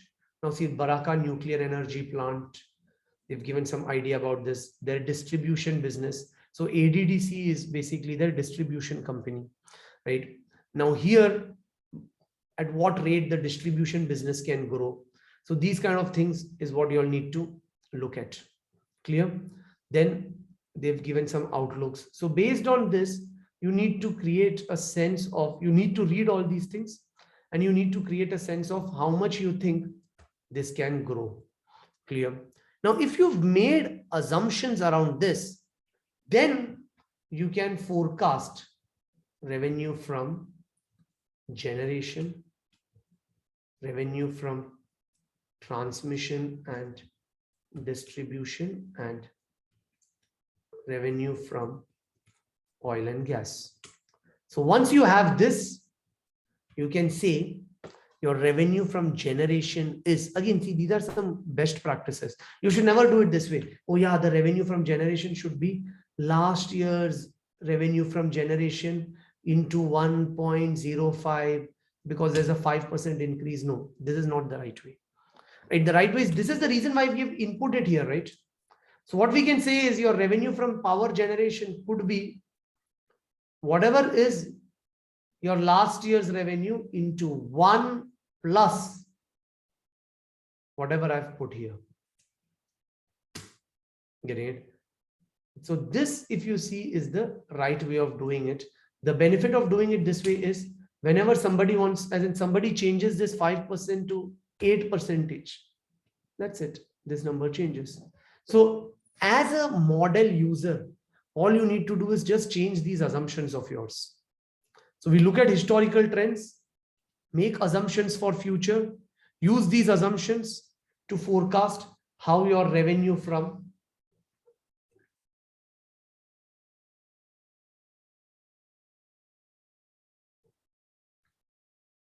one second. So sorry. Now going forward, it should be this into 1 plus 5%. Clear? So this way, what you could do is you could forecast how much is basically your revenue from power generation. Similarly, you can think of what is going to be your revenue from transmission and distribution, revenue from oil and gas. Getting it? So this way, what you could do is you can create some assumptions for revenue, some assumptions for expenses. For expenses, it is even more simpler, by the way. I'll also talk about how you can do scenario analysis here. Okay. But yeah, I'm just giving you a structure. Okay. So this way, if you see, I have in a way made some revenue assumptions. Clear.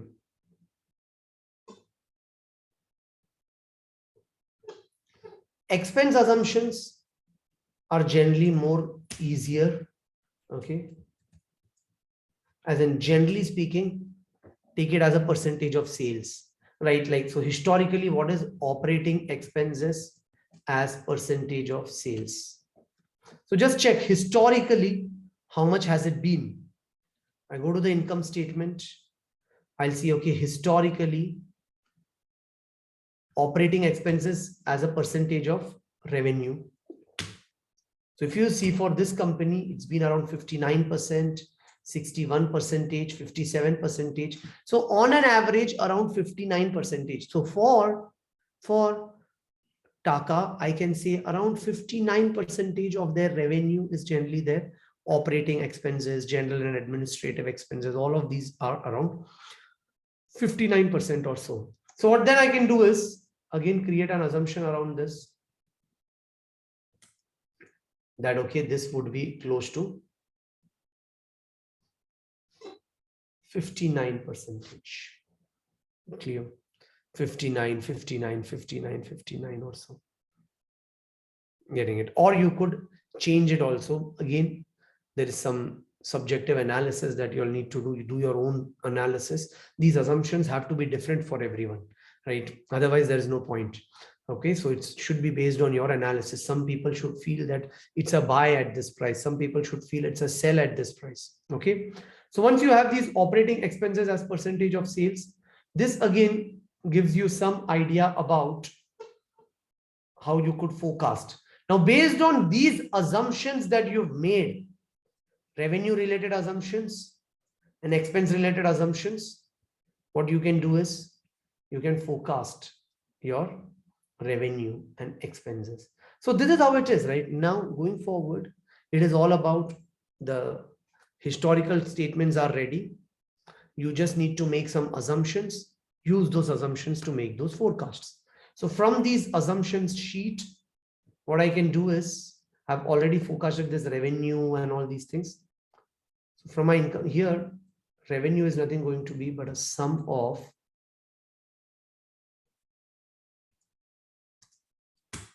all these things, and just do a control R.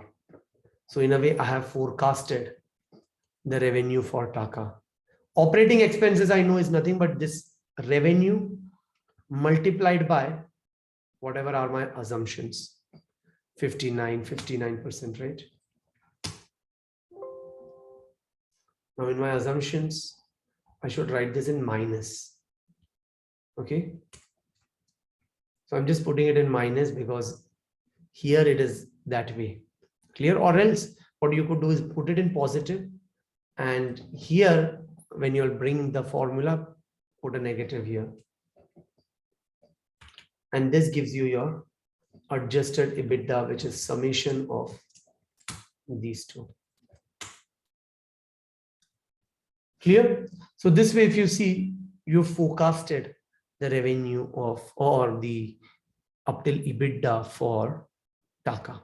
I'm not saying that this is exactly how you all need to do, but these are just some styles of thinking around how revenue could be forecasted, right? So the idea is there is a sheet where you have your income statement, balance sheet, everything else, all your calculations and all your those kind of things should be in different tabs. What you do in those tabs, take it to your revenue or take it to your income statement, take it to your balance sheet. That is basically how it should be. Okay. Now, can you all try this? How these entire revenue assumptions could be done. And once you all are done with this, I'll give you an idea about how scenario analysis can be done. Clear? Because a lot of times what you want to do is you don't want to just have these as your assumptions. You want a control over the scenarios. You want to say in an upside case, what can happen? In an average base case, what can happen? In a downside case, what can happen? Or basically in an optimistic view, in a realistic view, in a pessimistic view, what can happen? So based on that, you would want to change all your cash flows. Clear? So I'll just teach or change your income statements and all. So I'll just teach you a few things around that too, which will help you forecast your income statement items. Clear? As in creating different scenarios. Okay. Now for that, or before we move on to that, can you just build these assumption sheets and use these assumptions? Yeah, and use these assumptions to forecast your revenue. Clear? And expenses. Now, Zena, yeah, can you please show the formula for operating expenses? Yes, Zena. So for operating expense as percentage of sales, what I've just done is I've taken whatever are the operating expenses, which is this operating expenses divided by the revenue. Clear? So whatever is the operating expenses divided by the revenue, hit a Control R and you are done. Clear? Revenue over operating expenses over revenue. So I got a trend of around 59, 61, 57, and then I just forecasted this. Similarly, you could do for these revenue assumptions. I looked at historically the growth rate, which is current year divided by previous year minus 1, and show it in percentage terms. So again, these numbers, these assumptions are meaningless. I'm just trying to show you how you could structure the model, right? These assumptions should come from you based on your own qualitative research of the business. So yeah, Zaina, is it clear? Operating expenses, how should you do it? Yes? Okay, perfect. Okay.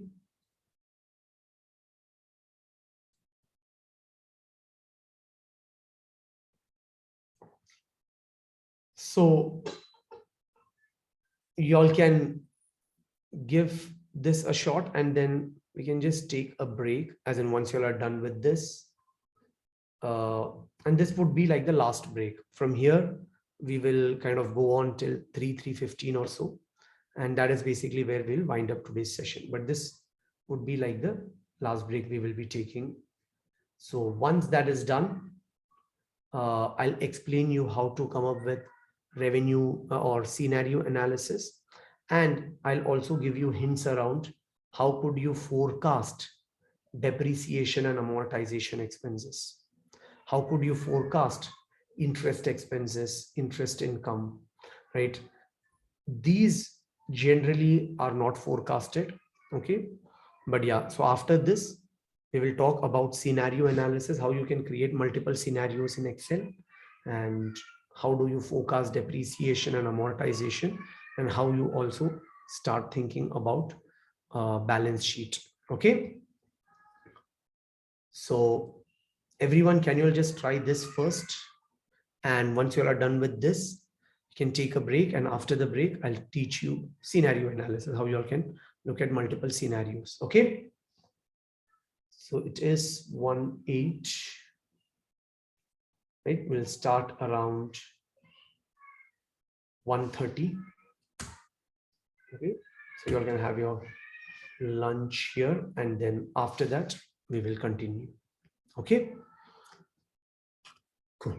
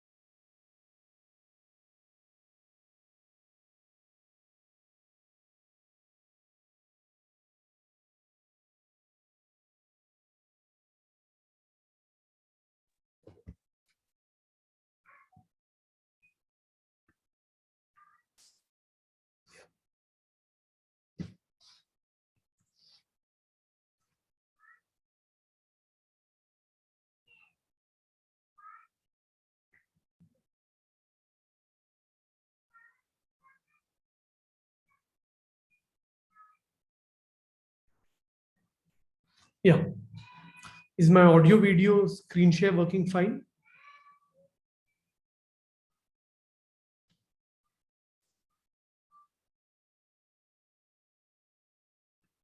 Yes, okay, perfect. Thank you. So now what we'll do is I'll just show you how we could look at different scenarios. Okay. And then I'll give you some time to probably work on that. So the basic idea is many times while building financial models, our intention is not to directly give a set of assumptions, right? Because if I just directly give a set of assumptions, that won't help, right? What you might really want to do is instead of directly kind of giving out those assumptions, you want to create scenarios and you want to select few assumptions based on that. Okay. Now for this, there are different approaches. Okay. I'll just explain you for scenario analysis. What could you be doing? Okay. Now to understand scenario analysis, there are few functions that you'll need to understand. One of this is choose function. Okay, you'll need to understand how choose function works. Let me show you an example. Let's say here, I'll give 3 names. Let's say Zena, Cassandra, and Shannon. Okay. Now, I want something to get chosen here, Zena, Cassandra, or Shannon. Clear? So what I could do is, and let's say this is like the control cell. Okay. So I can say choose. First thing is the index number. I'll say the index number is this, whatever I write here. What is the value 1? Let's say I'll say value 1 is Zena, value 2 is Cassandra, value 3 is Shannon. Now, if I write 1 here, Zena will get selected or Zena will get chosen. If I write 2 here, Cassandra will get selected. If I write 3 here, Shannon will get selected. Okay. So look at how choose function works. In choose function, first number is the index number. So which means this basically argument is telling the computer that, hey, select the first number or the second number or the third number. So here the moment I write 1, first number, Zena will, first name will get selected. I write 2, Cassandra, 3, Shannon, 3, Shannon, and here if I write 4, error, right? So this is basically going to give you an error because there is no 4th value at all. Okay, so this is basically how it works. Now,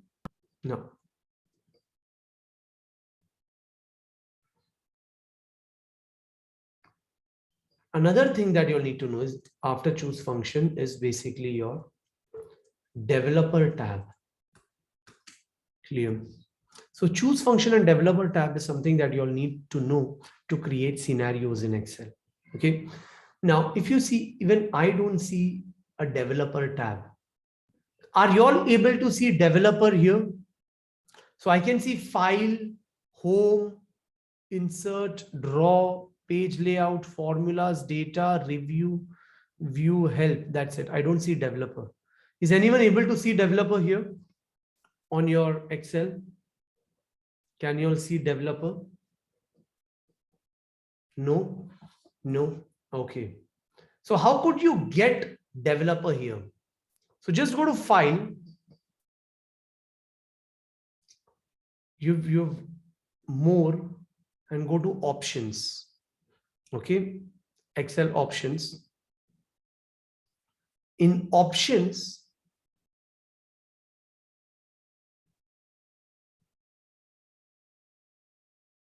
one second.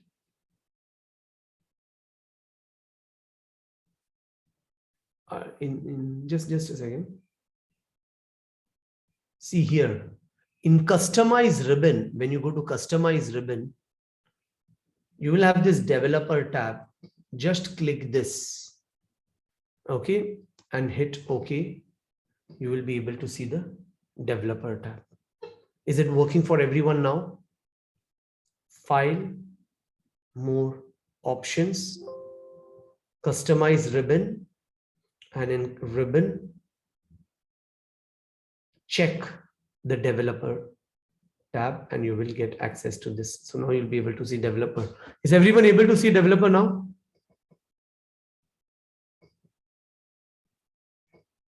Yes.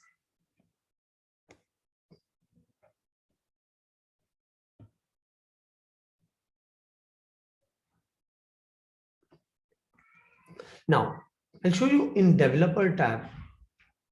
There are a lot of interesting stuff out there. Okay. Visual Basic, macro, right?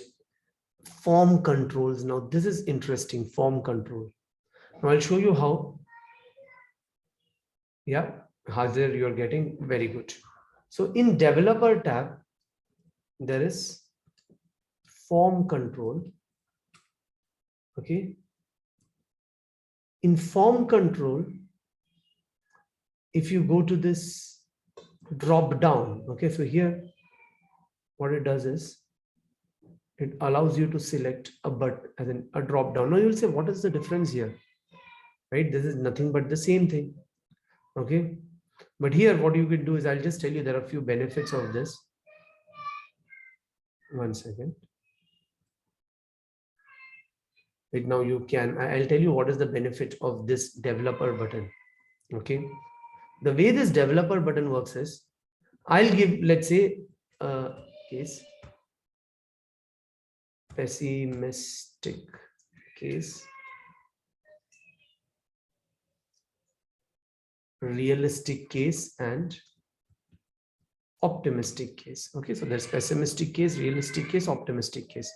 I can hit the right click, format control, and I can select input range. Clear? Now, this is also going to create a drop down. Pessimistic case, realistic case, optimistic case. This creates a drop down. Great. But you will say, what is so special about this drop down that data validation didn't have? Now, if you see here, when I right click and when I hit format control, there's a cell link. Now, what is a cell link? Cell link means whatever I choose here, whatever I select here, based on this, I can link this cell. Let's say this is the cell link. Okay. Now, the way it works is, have a look at this. I'll just say format control, cell link. I'll link it to this cell. Okay. The moment I say pessimistic case, 1, realistic case, 2, optimistic case, 3, pessimistic case, 1, realistic case, 2, optimistic. So as I keep changing these cases, what you would see is that cell control keeps on changing. Now you can, actually speaking, there are a lot of other things also that you can do with your developer tab. You could explore that a bit more in financial modeling that can be used. You all use it based on how you all want to use it. Okay. So let's say you all can also use it in the form of a button, right? You want to create a button, right? And you can assign some tasks to this button, or sometimes changing assumptions. You can also do it this way. Like you can have it like a, like for example, you can increase, decrease like this. Okay. Like for example, if this is the control cell, I can just say that the cell link is this. Okay. And as you keep on increasing, this keeps on changing. Clear? So you can, I think there are other, this entire developer tab can give you some interesting ideas to make your model better. But anyways, now for us, how can I do scenario analysis?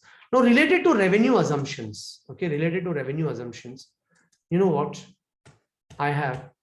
let's say of all these, or I'll just try to show it to you for, sorry, operating expenses. Okay. For operating expenses, I want different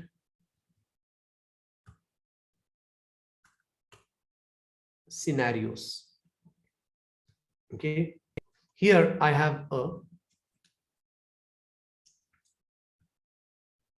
optimistic scenario. I have a realistic scenario.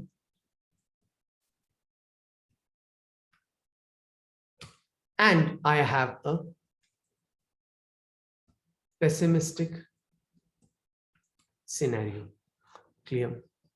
So I'm just saying that under different scenarios, what could be the operating expenses as percentage of sales?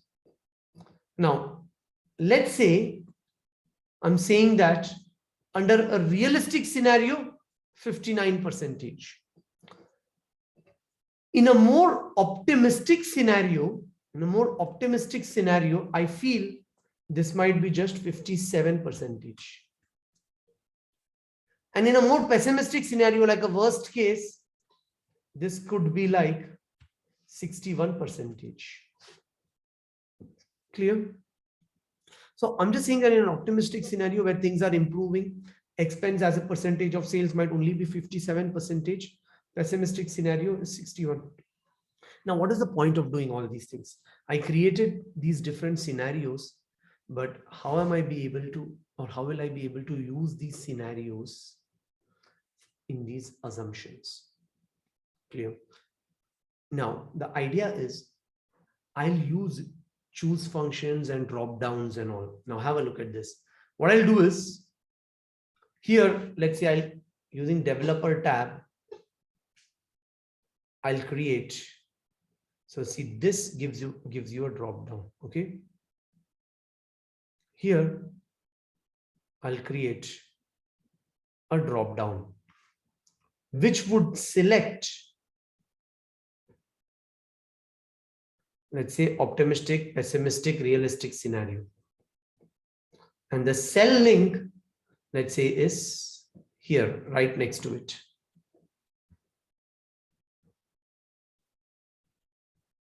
So what it does is, when I select optimistic scenario here, 1 would be written. When I select realistic scenario, 2. When I select pessimistic scenario, 3. So based on the scenario that I select, this will change. Fine. What's the purpose of this? Now, this operating expenses, no, I won't write it this way. I'll use choose function. I'll say choose from here, check what it is. Based on that, if it is 1, give me 57. If it is 2, give me 59. If that is 3, give me 61. Clear? Now, if you see, it's giving 61. Why? Because it's pessimistic scenario.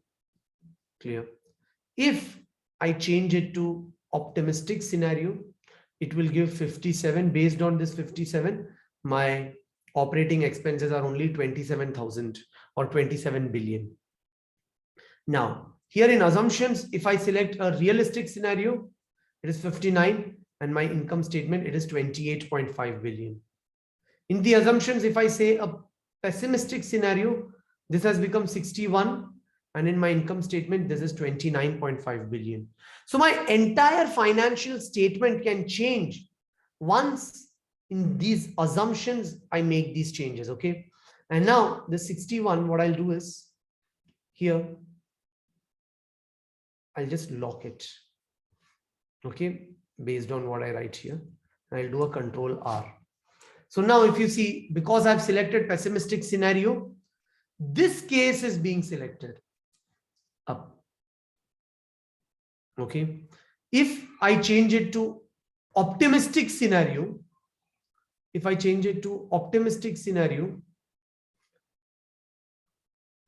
this case is being selected here.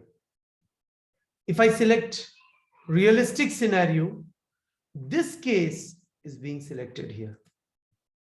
Okay, so this is the benefit. If you see, what I'll do is I will create a Dropbox or a drop down using developer tab. I will link this with optimistic, realistic, pessimistic scenario, this drop down. And there's a control cell here.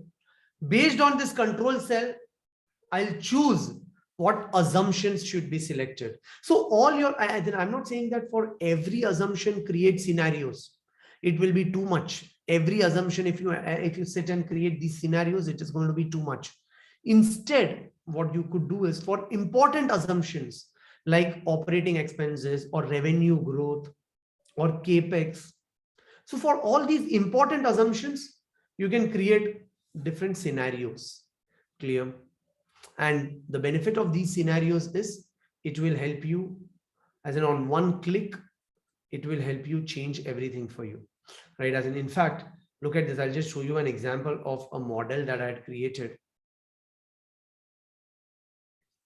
This was for Etisalat. Clear? So if you see here itself, I can select, I want to look at base case, upside case, downside case. Let's say I'll say base case. Currency, which one do I want it to show in? AED, USD. I'll say USD. Units, I want it in thousands, millions, billions. I want it in billions of dollars, right? Now this way what happens is my income statement changes, balance sheet changes, cash flow changes, my entire valuation changes, right? Assumptions. Now, I again, the purpose I'm not trying to show all these things to you is because you all have to think about this, okay? But these are how it could be made. As in, you can think of building a model like this, as neat and clean like this. Every time you try to make any changes, right? All these assumptions are going to change. Clear? So if I select the downside case, look at this. Okay, this will keep changing. If I select upside case, this keeps on changing. And not just this, right? All your assumptions that is coming,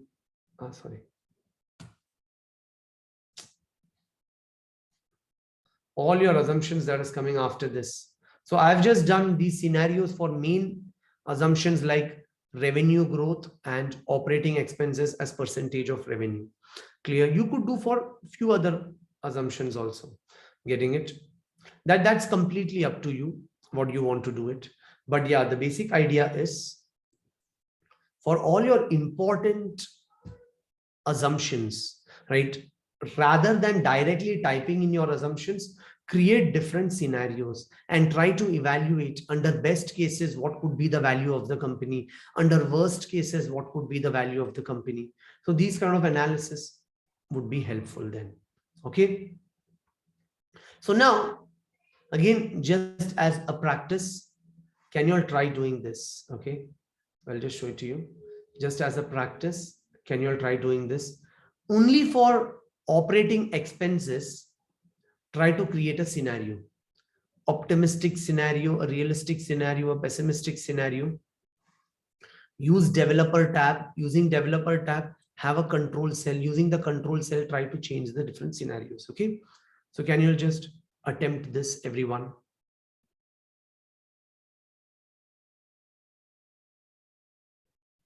Okay, so yeah, please, you all can try this. Maybe it might just take hardly 10 minutes. Okay, but then yeah, probably you should give it a shot. So it is like 1:50, maybe till 2. Just try out these scenarios tab, and please let me know. I'll be here. Let me know in case you all are facing any issues with this.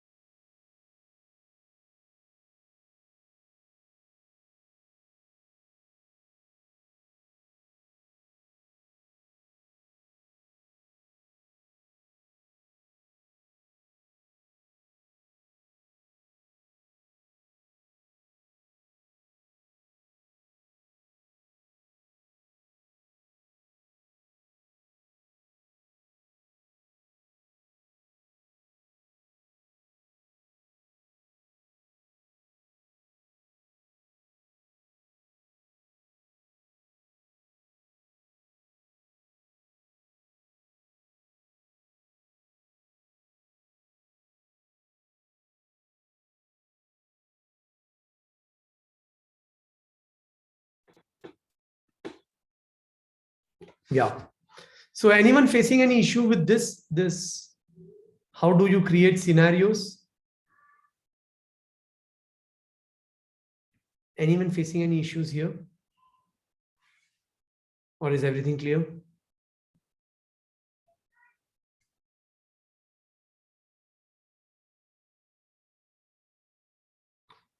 Cool.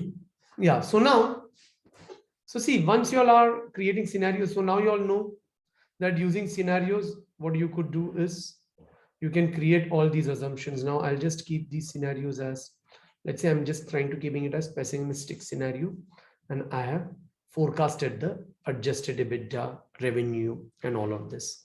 Now, how do you forecast depreciation? Any idea? How do you think you could forecast depreciation? Any idea on how could you forecast your depreciation?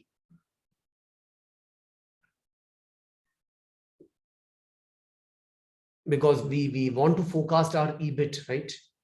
So to forecast EBIT, we need to be able to forecast our depreciation and amortization expenses. How could you forecast your depreciation and amortization expenses? Now, can that also be taken as a percentage of sales? Very good. Maybe as a percentage of long-term assets. Very, very goodly. So now what could be done is in Taka's financial statement. Again, this is where we might have to get in to the financial statements a bit more. I'll check the balance sheet.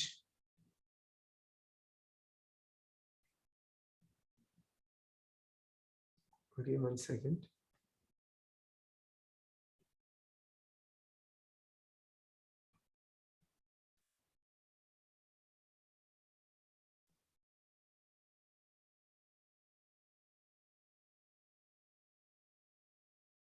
One second, I'm just checking the balance sheet. Yeah. So these are your balance sheet. Clear? So for this company, when we are talking about assets, right, as in your depreciation could be related to these assets, property, plant, and equipment, right, based on this. And your amortization could be based on these intangible assets. Clear? So your tangible and intangible assets is what will give you your depreciation. Clear? Right now, depreciation and amortization, I have to think of it differently. So when I look at it, I'll see the breakup of this. So note number 5 is where they will give me the breakup of this. So let me just check note number 5, or let me just search for this number.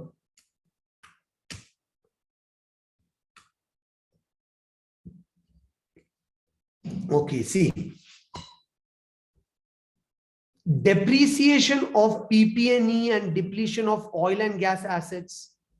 So again, just consider both of these is as depreciation and depletion together.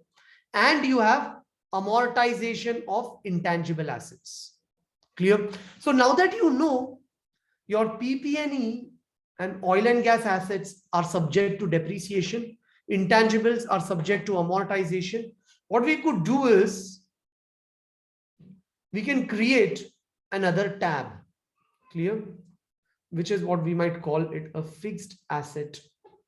Okay, fixed asset schedule. So generally speaking, right, this is how it is done in the industry. They create a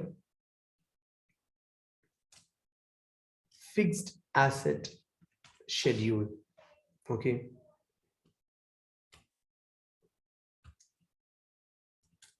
Once again, I've just used the assumptions tab to create the fixed asset schedule tab. Now in the fixed asset schedule, what I would do is, one, I need it for PP&E, and then I need it for intangible assets. Clear? Now, how will I do this? How will I forecast PP&E? How will I forecast depreciation and all? So what I always need is, and I just want to forecast it for these, right? So I'll always start with what is the beginning value of PP&E. Clear? So let's say 2022, ideally speaking, I need to link it to my balance sheet. So on my balance sheet, when I put the numbers, right? So let's say on my balance sheet, think of it this way. Okay, I'll just quickly show this to you.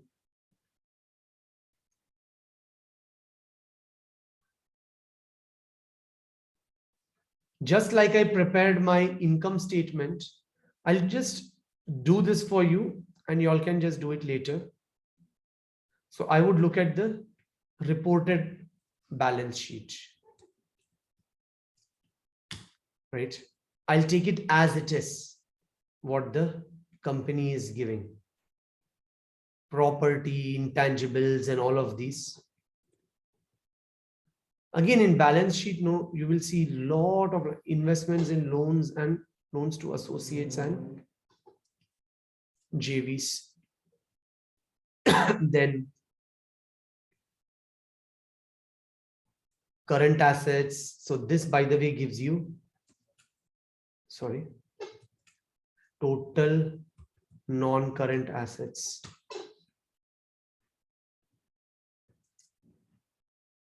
Okay. Then you have inventories, account receivables, and all these things. These would give you your total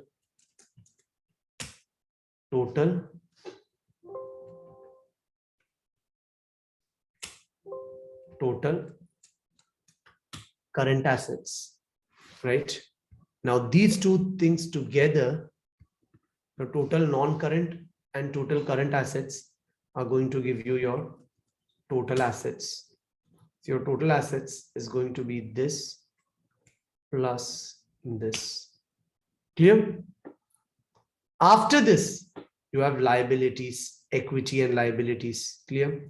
So you have all these things: share capital, merger reserve, statutory reserve, foreign currency translation reserve, right? Non-controlling interest, loans, right? All these things as reported. I'm just taking it as reported, all these things.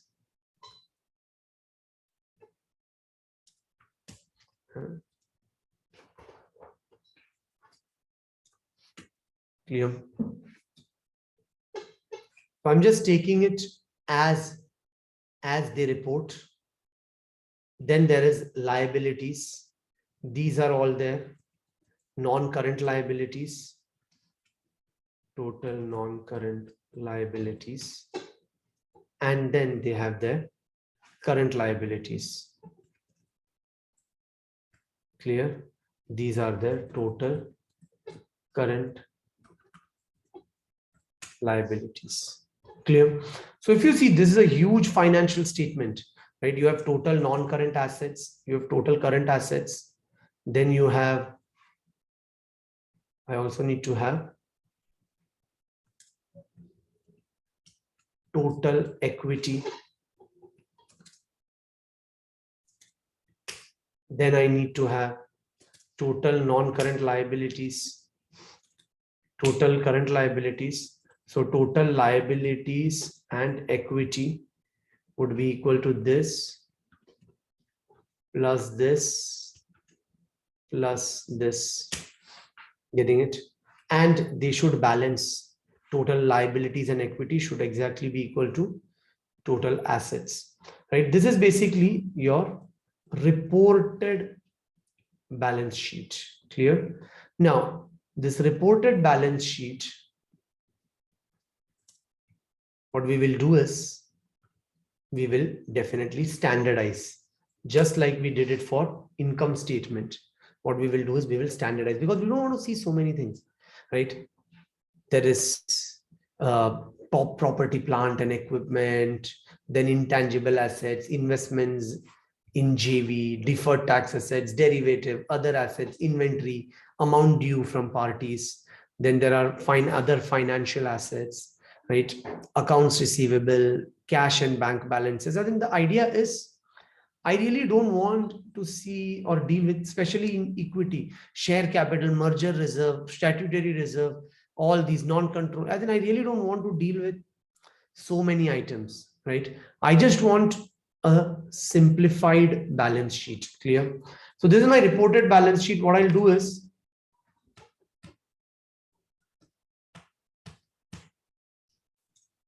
from my reported balance sheet, I'll try to create a standardized balance sheet. Clear? Now in my standardized balance sheet, I look at it this way. There is property, plant and equipment. There are intangible assets. Clear? And everything else, I'll put it as other assets. Clear? Next, this will give me my total other non-current assets. Clear? Next, I will look at, so this will give me my total non-current assets.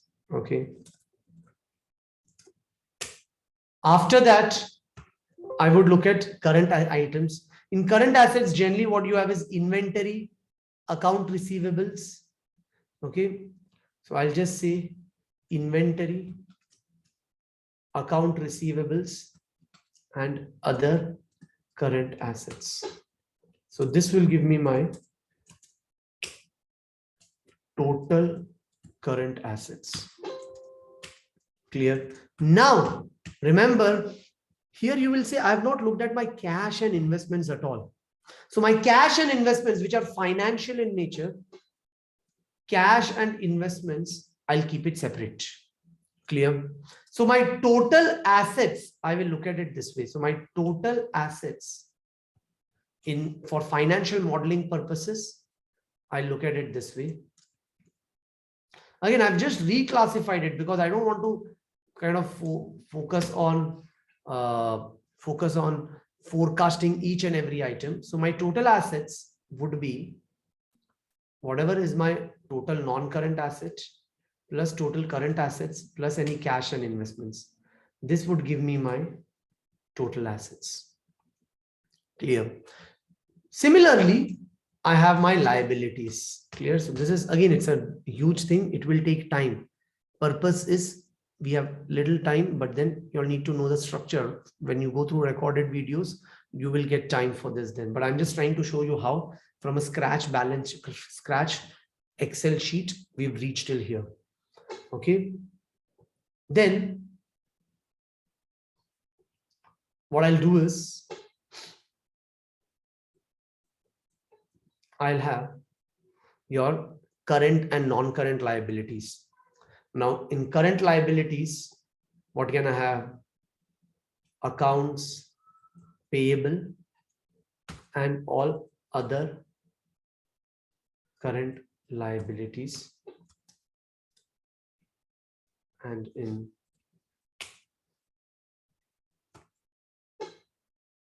non-current liabilities, what I could have is, let's say, and I'll have some short-term debt.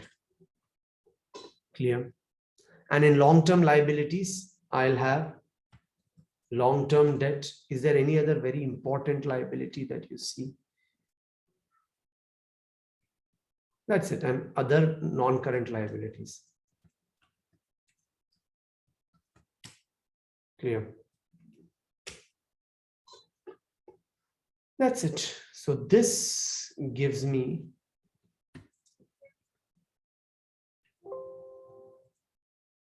total non-current liabilities. Then I have total current liabilities. So sorry.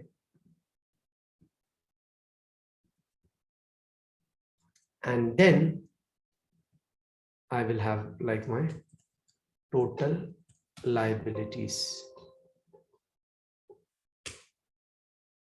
Okay. So I have my total assets, total liabilities, and then in equity, one second, I'll just close this file. This is the problem. In equity, I'll have in of it this way. I have my share capital and everything is other equity. Other equity, all your retained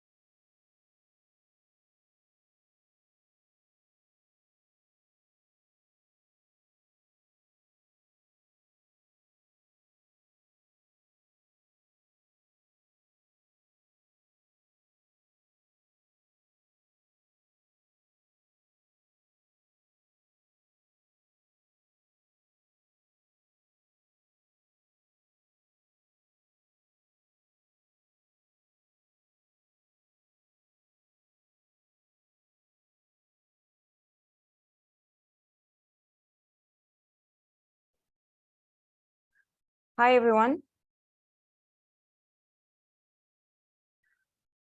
We just need, let's take a break for now. We just need some time as Shannon is facing some internet issue. And we'll be back within, I guess, 5 minutes. He's trying to log in back.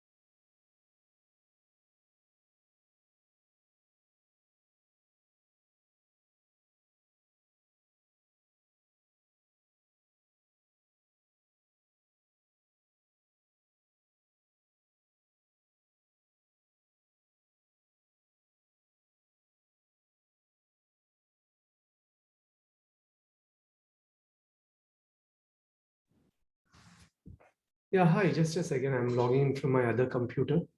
I don't know how I got logged off.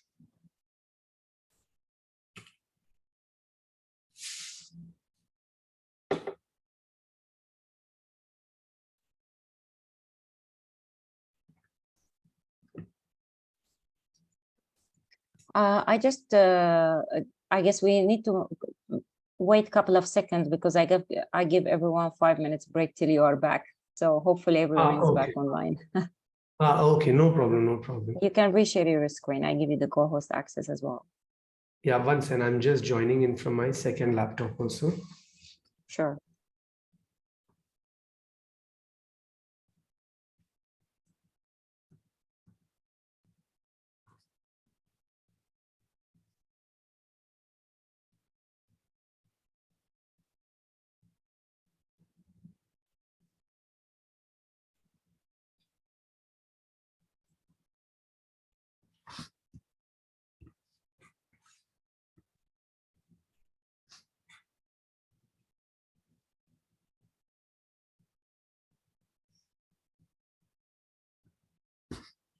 Can you allow me to share? I think I won't be able to share my screen. My other, 1 second. Yeah, now I am able to. Perfect, perfect. It's working now. So yeah, no problem. I'll just wait for 5 minutes and then we will start. So I'll just write it here. I'll just write it here. We'll start. If everyone is here on the line, please give a thumbs up or any comments so we can continue if you are all ready to continue.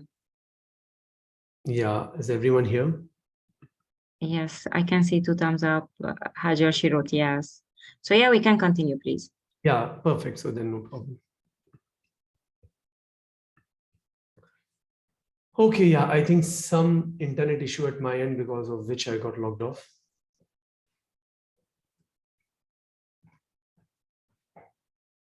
Just a second.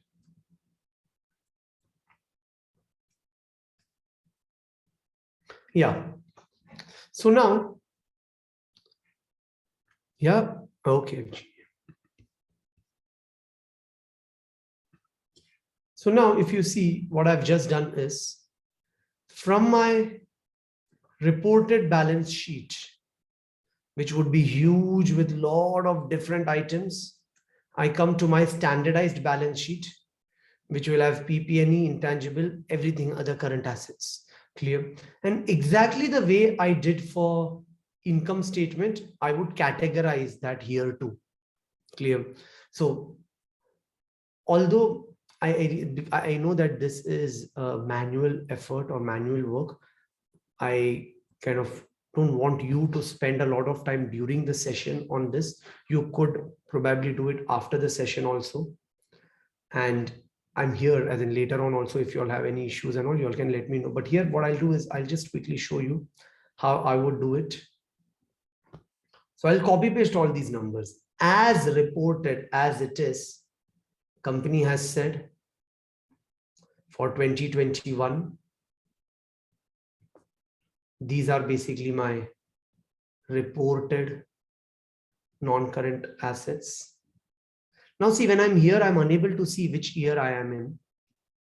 So one thing that I could do is freeze panes. So there is something called as freeze panes. So view in this, in view, what you can do is freeze panes.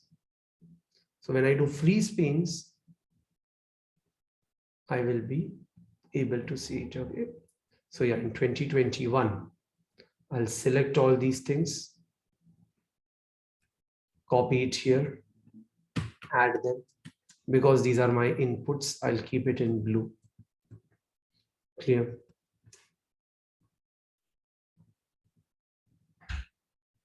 After this, I have a lot of these current asset items.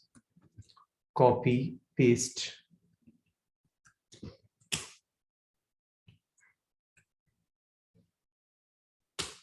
So my total assets is this plus this, which is 180,197. Okay. Then I have my share capital, merger reserve, statutory reserve, retained earnings, Now, all these things, no, I'll take it as it is. Share capital,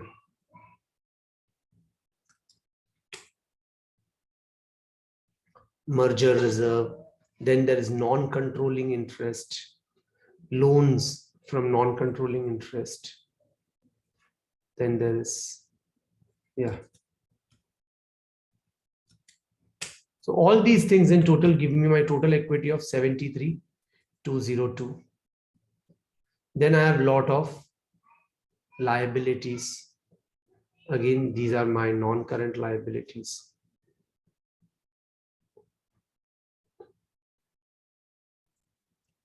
Okay, then I have my current liabilities.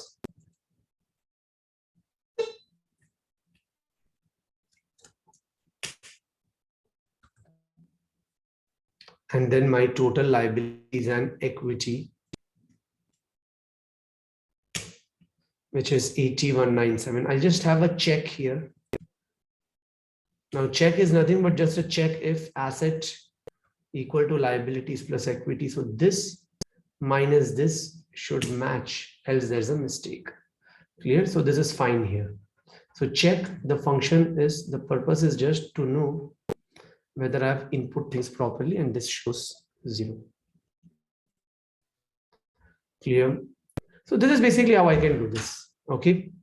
Now, so I have all my reported balance sheet right here. Now, based on these reported balance sheet, I want my standardized balance sheet having only PP&E, intangible assets, and all these things. So what I'll do is here, remember data validation, allow a list.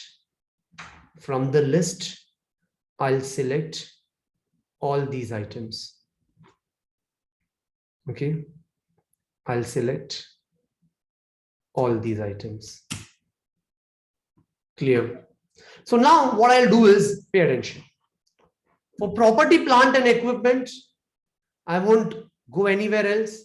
I'll just say this is PP&E. Other financial assets.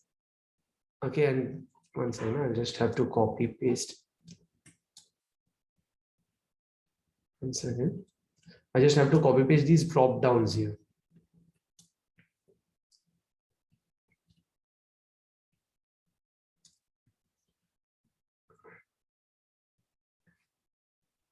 Okay.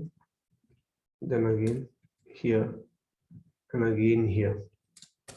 Right. But I'll tell you how easy it would become by doing it this way. Now these operating financial assets and all, I'll just consider all these as other current assets. Intangible assets, I'll call it as intangible assets. And all these investments in and loans to and all these things, I'll just call it other non-current assets. I won't spend a lot of time. There is no way to forecast value of this as of a particular date.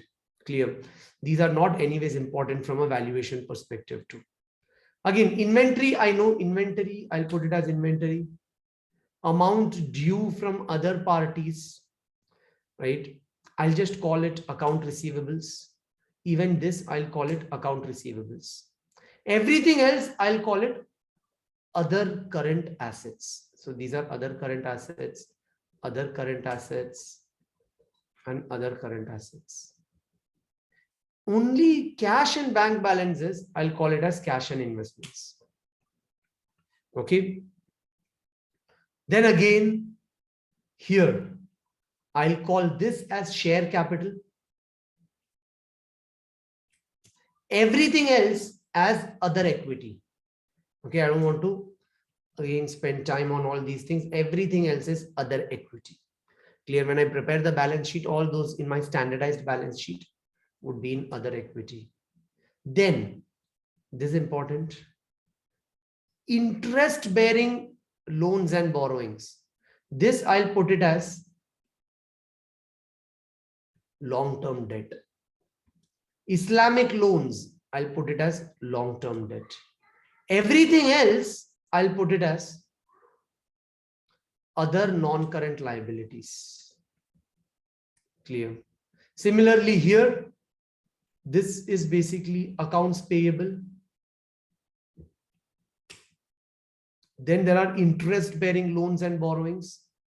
This interest-bearing loans and borrowings, I'll call it just as short-term debt, Islamic loans, short-term debt.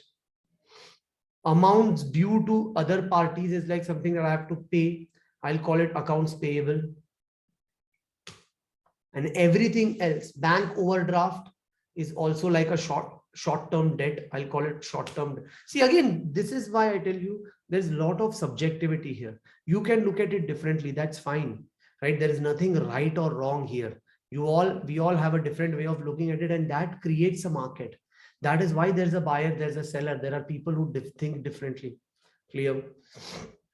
So don't worry about whether this is correct or wrong. Just stick to what your understanding is. I'm just giving you a structure here. Okay. Everything else, I would call it as other current liabilities. Clear? Now, what is the benefit of this? The benefit of doing all these things here is now I can prepare my standardized balance sheet. Remember, what will I do? Sum if. Sum if in this range, in this entire range, now this we have already done for P&L, so you would know this. So in this entire range, if you find PPE, then the sum range is this.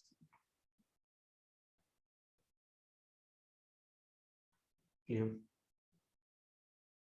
It's just a bit slow.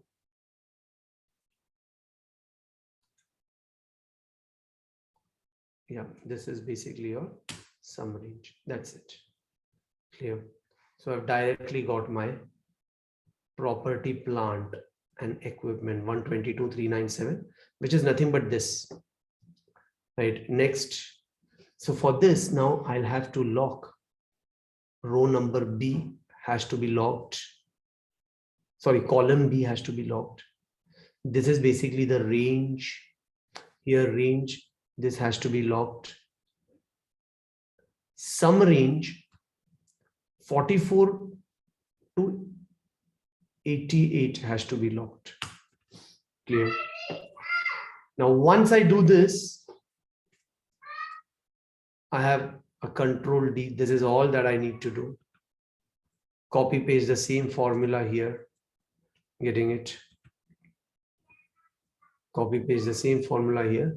I exactly get 180,197, which means I'm correct. I've not made any mistake. All items have got added. Even here, I'll have my long-term debt, which will give me my non-current liabilities. See, I know I'm going a bit fast here. Intention is not so that you'll actually repeat after me, but then intention is so that you'll just know how the structure looks like.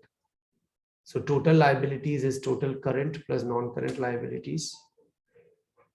Then with share capital, we've taken this and this. Clear? Which will give you 73,202. So your total would be this plus this. Sorry, that's it. Which is 180,197. Even here, I'll have a check.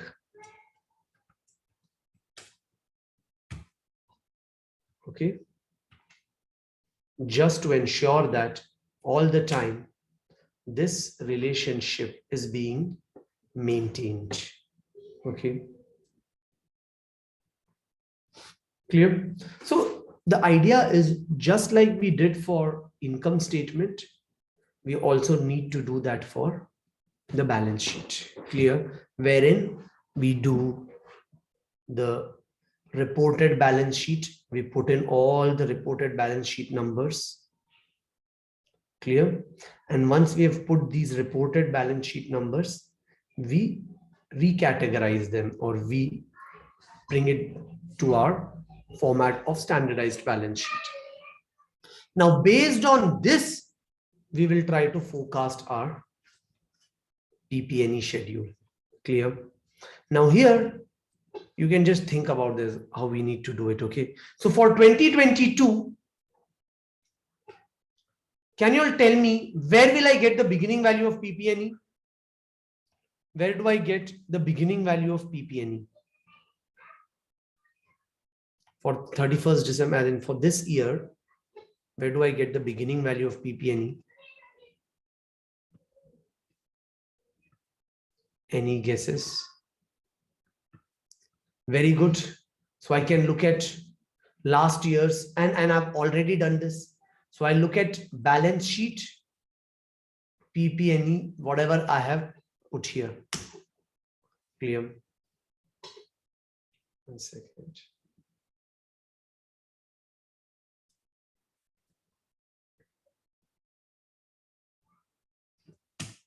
So I have my beginning value of PP&E. Next, if you see, generally the way it works is, I will have capital expenditures. So in the year 2022, that is this year, I'll make some capital expenditures. Clear? There will be some depreciation, and this will give me ending value of PP&E. Now, asset sales, write-offs, and all those things are something that cannot be forecasted as such. So I have the beginning value of PP&E. How do I forecast my CapEx? Okay, how do I forecast my CapEx? Clear? Or capital expenditures. Now, can you tell me, where do we find, let's say historically, how much has the company invested? Where can we find the capital expenditures? From the annual report, where will they give me the capital expenditures? Any guesses? In the notes, is there any other schedule of non-current assets? In non-current assets, yes, any other faster approach? So one way is, in your cash flow statement, cash flow from investing activities. If you just go to your cash flow statement, exactly, very good, Sonia. So in your cash flow from investing activities, you can easily look at what is basically the purchase of PP&E, purchase of intangible assets. So they rarely purchase any intangible assets, but they do purchase property, plant, and equipment every year. Clear? Now, how can I forecast this purchase of property, plant, and equipment? One is whether the company has actually given how much we plan to buy. Clear? How much are we going to buy? If the company has directly given, yeah, that's basically one approach. But if the company has not directly mentioned it, one thing that you could do is, or one way, typically an industry standard is, look at CapEx as a percentage of sales. Clear? So historically, just check what has been your capital expenditures.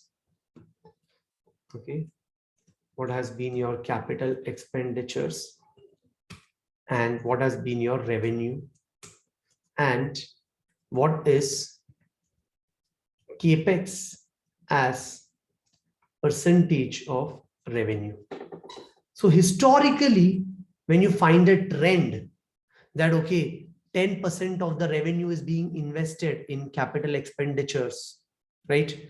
Then in that case, I can forecast going forward what is going to be my CapEx as a percentage of revenue. Clear? So what I'll do is have a look at this. I'll do it for PP&E. Okay. After that, you all try it on your own. Okay. So if I look at these revenue, have a look at this. Revenue, I directly have it from the income statement. I already have revenue for the last 3 years. Again, do not think about the exact set of steps and exact process. No, think about the bigger picture. how is it being done? So I forecasted the revenue. Now I look at the capital expenditure, right? Here in the year 2021, capital expenditure was around 3.851. Clear. In the last year, it was 2250. Before that, so in the year 2019,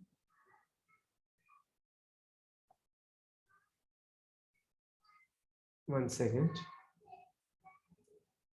If I check my cash flow statements, purchase of property, plant and equipment, it was 1409. So if I just check capex as a percentage of revenue, slightly erratic, 3, 5, 8, right? Now, are they going to spend 8% of, again, then we'll have to get a trend. We might have to read investor presentations and try to see how much is the company budgeting towards spending, towards capital expenditure. So this way you'll have to think, how much do you think could be in future capex as a percentage of revenue? Let's say, for the sake of building the model, you all need to read this. But for the sake of building the model, let's say I come with 5%. So I'm saying this company spends 5% of its revenue. Okay, the company spends 5% of its revenue as capital expenditure. And I have, if you remember, already forecasted, right? I've already forecasted the revenue. And this is something, a new driver that I'm forecasting. So I can say in future, these are my estimations, or this is how much I feel what Taka might use to buy new assets. So 2419, 2562, 2713, and so on. Now this, I can link it here. I'm getting it? So I know, so see what I did. Historically, I first checked the relationship. Clear? So I brought in historical capital expenditures. Because these are inputs, I'll put it in blue. These revenues, I've linked it from my income statement. I got a trend. Based on this trend, I forecasted. Revenue has already been forecasted. Based on that, I forecasted the capital expenditure. Clear? Now, depreciation. For depreciation, what I could do is, again, I could look at historically what has been only the depreciation, right? I'm not looking at everything. Historically, what has been only the depreciation and what has been the beginning value of the PP&E. Clear? So that we will have another metric like depreciation as percentage of beginning PP&E. Clear? Let's assume this number to be somewhere around. Again, we are not, as in right now, not spending time on actually looking for the data, but just trying to understand it. Okay. So what I'll do is, I'll just look for depreciation as a percentage of beginning PP&E. So I'll just look at what was the, and then I'll just take for this year just to get a trend. Okay. Search the breakup of this number. So depreciation is around 9 billion as a percentage of beginning fixed assets, which is around 122. Now, or what was beginning, around 120. Clear? So around 7 to 8%. So if you see, depreciation is around 8% of whatever is the beginning fixed assets. So again, this is purely a approximation. Okay. So I'll just say 8, let's say 9%, or let's say 8. So I'm just saying that depreciation as a percentage of PP&E is around 8%. CapEx as a percentage of revenue is around, let's say, 6%. Based on this, now I'll calculate my depreciation to be around somewhere close to this much, 9792. And this will give me the ending value of my PP&E as beginning value of PP&E plus CapEx minus depreciation. This is going to give me the ending value of PP&E. Now this 15,115,508, I link it here. Okay. So my H11 is coming from G14. This I can just carry on further. Clear? And this formula I can carry on further, and this way I can just put what the ending value of PP&E is. Clear? Now in some years, if they have said no, in 2022 we are going to make a huge capex, just increase this. Clear? Or if depreciation is just going to be 7%, change this. But the idea here is I have control over this now, and this depreciation helps me find out what is the depreciation part of it. Clear? And then similarly, I need to do it for intangibles. In intangibles, I'll start with beginning value of intangibles. What is basically the addition to intangibles? What is the amortization? What is the ending value of intangibles? And once I get this, I will add the depreciation I get from here, amortization I get from here, and the addition of this depreciation and this amortization will go into my income statement. Clear? So this is basically the flow that we follow. Getting it? So the general flow that we follow is, one second.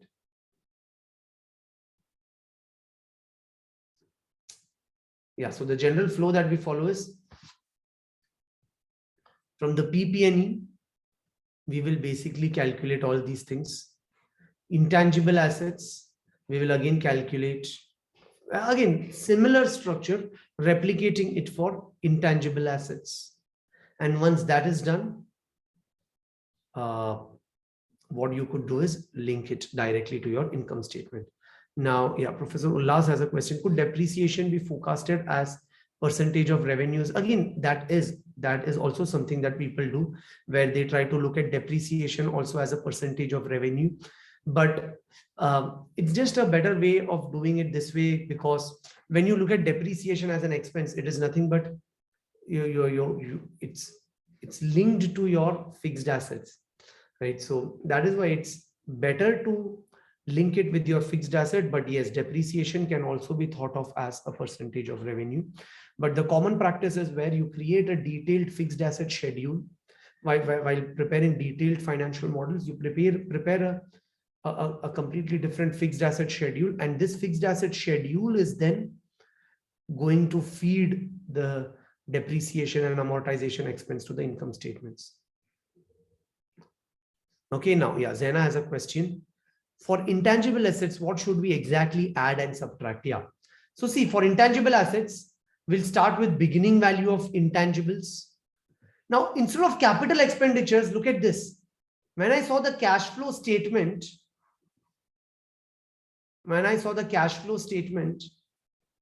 here, they also had, one second, purchase of intangible assets. Although it's quite less, purchase of intangible assets, it's quite a small number, right? So you can just assume that these intangible assets might not be purchased at all, right? Or you need to look at historical trends, look at 5-10 years or 5 or 6 years in the past, and try to see what has been the amount of intangibles being purchased. You can look at it as a percentage of sales. Once you've done that, intangibles as a percentage of sales, then you could look at, instead of depreciation here, you will have amortization. Remember, the company also shares amortization separately, right? So then you can use that amortization using which you will get the ending value of intangible assets. Clear? So the way I would do is I'll just copy this entire thing, get it here. And instead of beginning value of PP&E, I look at beginning value of intangibles. Instead of capital expense, I'll just say purchase of intangibles. Instead of depreciation, I'll say amortization. Ending value of intangibles. Purchase of. So this way, what I'll just do is I'll adjust the entire, as in the same kind of a schedule, I prepare it below and I'll do it for intangibles. Is it clear? Zena, Professor Ullas?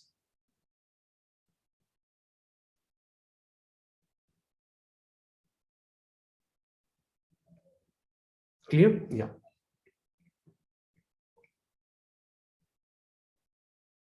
Cool. So this is basically how you look at PP&E and intangible assets.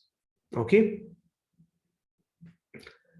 And once that is done, that feeds into your addition of these two, goes into your depreciation and amortization. Clear? That is this here. After which you get your adjusted EBIT. This is the most important for us. From a valuation perspective, what we really want is adjusted EBIT. Clear? Based on this, we are going to forecast our free cash flows from operations, basically FCFF free cash flow to the firm. Based on that, we will come to an enterprise value. From the enterprise value, we will come to the equity value. From the equity value, we will come to an intrinsic value per share, right? And every time we make one small assumption here and there, we change it, the entire assumptions would change and your revenue, your forecast would change, your intrinsic value would change. That is the purpose of preparing a financial model. So interconnected financial statements integrated with your assumptions, so that every time you change your assumptions, your future financial statements have changed, your free cash flows have changed, based on which your present value of free cash flows have also changed. Clear? Now, you could just try preparing the PP&E. Now, while preparing the PP&E, see, in my case, I've taken this 122,397 from the balance sheet. I'm assuming that you've not prepared the balance sheet. So for now, just as practice, you can just take this directly, as in, or you could just input this 122,397 and just try preparing the balance sheet, getting the data and all. And once that is done, we can basically wind up for the day, right? So it just takes some time, go through this PP&E schedule. How does it work, right? And then tomorrow we will continue from there, right? As in, tomorrow what we will do is, we will, few things that I'll do it from my end is, I'll get done with the balance sheets, historical balance sheets, I'll get done, and then I'll get till EBIT for you. Okay. Even fixed asset schedule, I'll get it done and I'll give it to you, so that tomorrow when you start, we all are working on the same Excel file then. Okay. So rather than having this confusion, because right now you all might have, or you all might have done it differently. So just to have that standardization, what we'll do is, I'm sorry. Yeah. I will kind of get all these things done and then send it to you. And we all will start our work tomorrow from that file. Tomorrow, our focus is more on valuation, how to complete this model, come to a valuation, come to a value of how much should be your equity value. And once that is done, we will also look at market-based multiples. That is, we will look at peers, what is the enterprise EV to EBITDA, or what are the PE ratios or price to book value that they are trading at. Find out few peers, all these things. In fact, tomorrow it's more interesting when it comes to discussing valuation. Today it was more about understanding how financial statements are kind of forecasted and modeled. Clear? Yeah, yes, Hajar. So I'll myself work on that Excel file, but yeah, before tomorrow, you all will have that Excel file so that you all can together, so we all can together work on that. Is it clear, everyone? Everything that we have discussed today. So if you see, we started off with downloading the historical financial statements, then inputting company related inputs, inputting historical income statement, balance sheet, forecasting revenue and expenses. Step 5 was forecasting PP&E, intangibles, depreciation, amortization, basically your fixed asset schedule. Clear?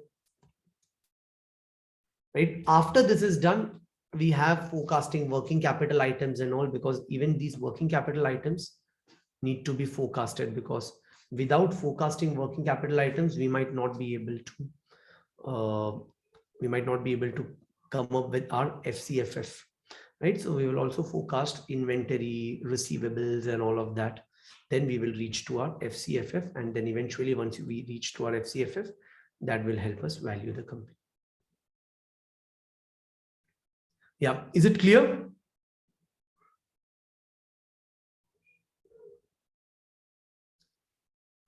Okay, perfect. So even in case you all have any doubts or questions, I'll just give you my email ID too. Just in case you all have any doubts or questions, feel free to reach out.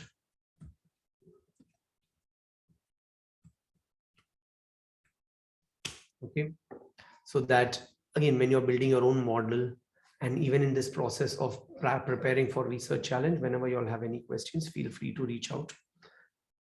Yeah, I'll just send it in the chat too. Just a second.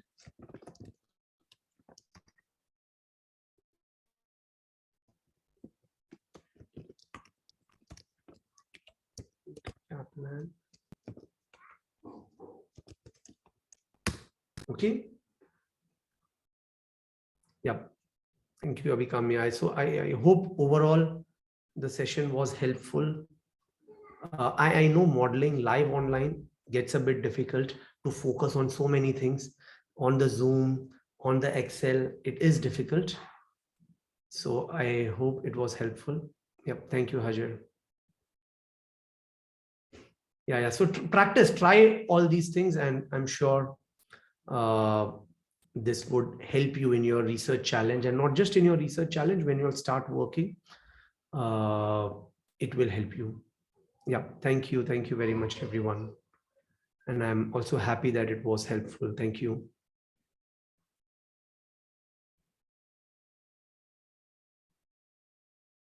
Yeah. Okay, so yeah, see you all tomorrow. Have a nice evening. So today, which match? Today, I think it is the other two quarterfinals, right? Morocco, Portugal, and practically the final, France versus England, right? So yeah, enjoy the games and see you all tomorrow. Okay, yeah, thank you.